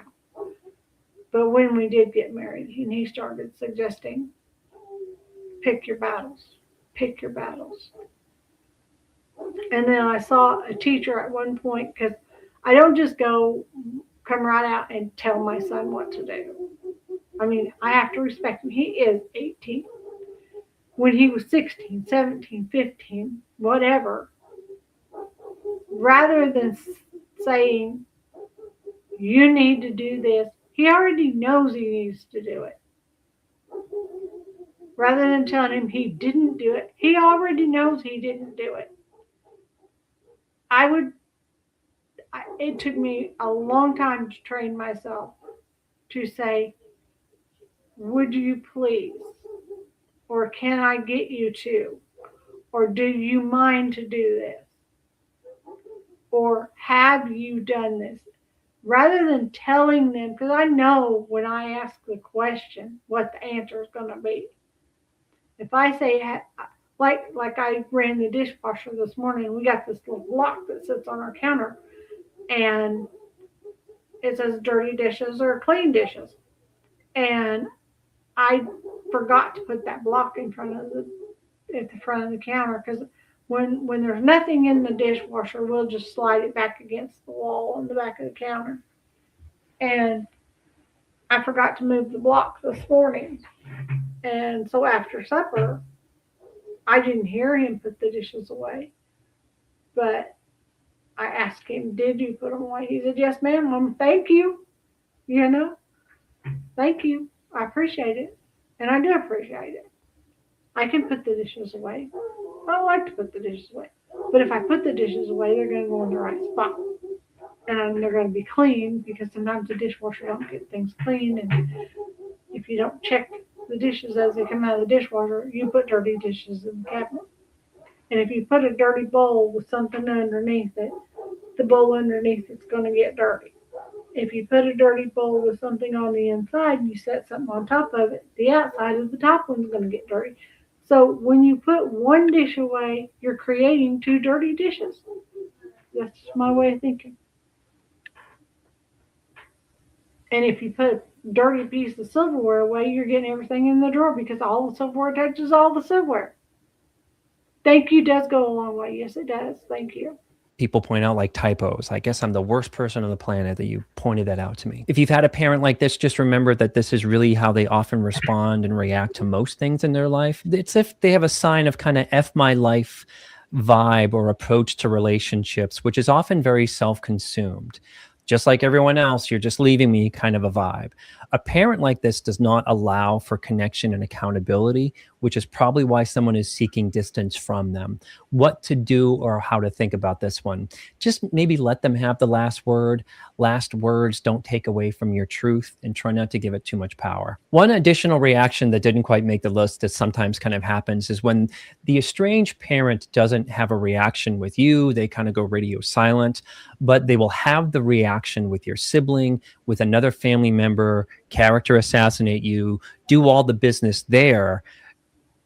At That's Fiverr what I don't want Pro, to we do don't with my promise kids. perfect freelancers, but if you're looking for a developer, because they kind of know it's going to get back to you. I don't want to character assassinate anybody. I don't want to put the blame on somebody that's not in front of me to defend themselves. Because that's just not right. I don't want it done to me, so I'm not going to do it. You in some way. Just wanted to kind of also put that somewhere as a footnote to these things. So some final thoughts. You'll notice that the majority of my advice here is to not react to their reaction. This is really difficult not to do because there's such history. It's very the most raw we probably will ever be. It's very hard because these things are extremely triggering. But I find a powerful life skill is just letting people be upset. Of course they're going to be upset. Let people have their feelings, even if it's a battle about the truth with probably like one of the most important people in your life, but we can still just let them be upset instead of us reacting to it. These reactions, again, are going to be highly triggering. It's not realistic to not be affected by them because our inner child is already greatly struggling with guilt, shame, and fear of the unknown as well. And it's good to be aware from our inner adult and recognize that we don't have to give the parent so much power anymore, which isn't new, because if you ask yourself in this moment, it's always been about their reactions, and it's always about them having all the power. If you really think back throughout your history, that's most likely going to be there. And as a side note about therapists, contrary to what many estranged parents claim, less than half, maybe even only a third of my clients on my caseload in 13 years of private practice have really needed to go no contact given their situation. The others, even if there's problems in the family, the level of toxicity was more manageable. Most, if not all, of my work is about helping people process their childhood trauma, whether the client is in a domestic violence situation or they're with an emotionally unsafe relationship with a parent, even in adulthood. I'm going to be advocating for boundaries and empowerment and withdrawal when nothing else works. And if an estranged parent was on my caseload, they tend not to be. If they were in an abusive relationship with someone, I'd be suggesting the same thing to them: boundaries, empowerment, and withdrawal. But again, not everyone needs it. So there's a myth that we're all just breaking up families as therapists. Going no contact is a last resort that I discuss with clients. Estranged parents tend to criticize that it's not reconciliation without recognizing their child has been trying to do that for years, if not decades, to get through or get to a different place. Here are some really brief factors about going low or no contact. It's often the hardest thing a childhood trauma survivor will do and shouldn't be taken lightly by anybody. Number one is it's often the hardest thing a childhood trauma survivor will do and shouldn't really be taken lightly by anybody. Number two is things need to be pretty bad in one's family or a relationship with a parent to go no contact. It's a myth that no contact is done on a whim or comes out of nowhere. Low or no contact is a decades-long process, like I mentioned. I've never had someone go no contact just for poops and giggles. Any parent is going to have really big feelings about this unless they are really shut down and already pretty estranged. Allow their reaction, but you don't have to engage in it. And lastly, there's often a paradox to this stuff of the parent often being highly removed from their responsibility of being a parent, an emotionally connected parent. So often their sense of both history and healthy parenting is greatly impaired.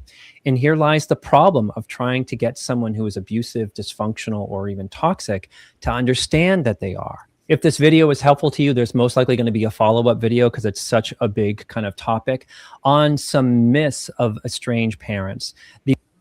Okay.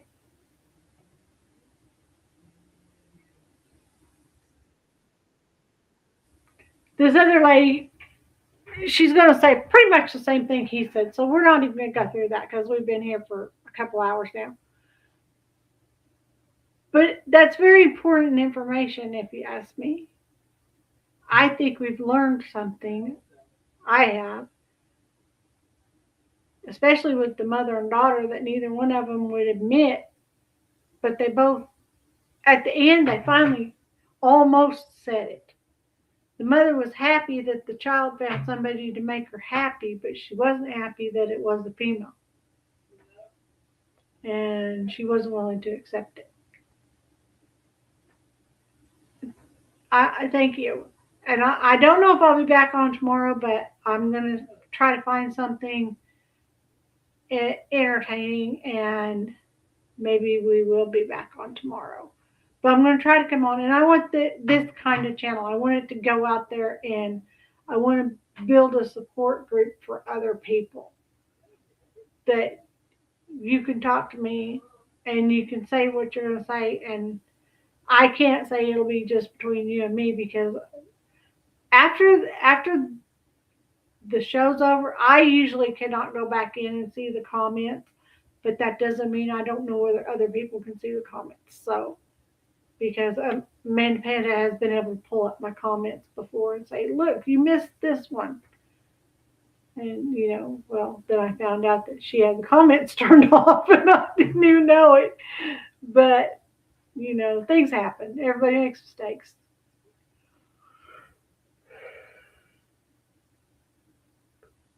I think it's about my bedtime. My muscle relaxer that the doctor gave me for my ribs and my shoulder puts me to sleep.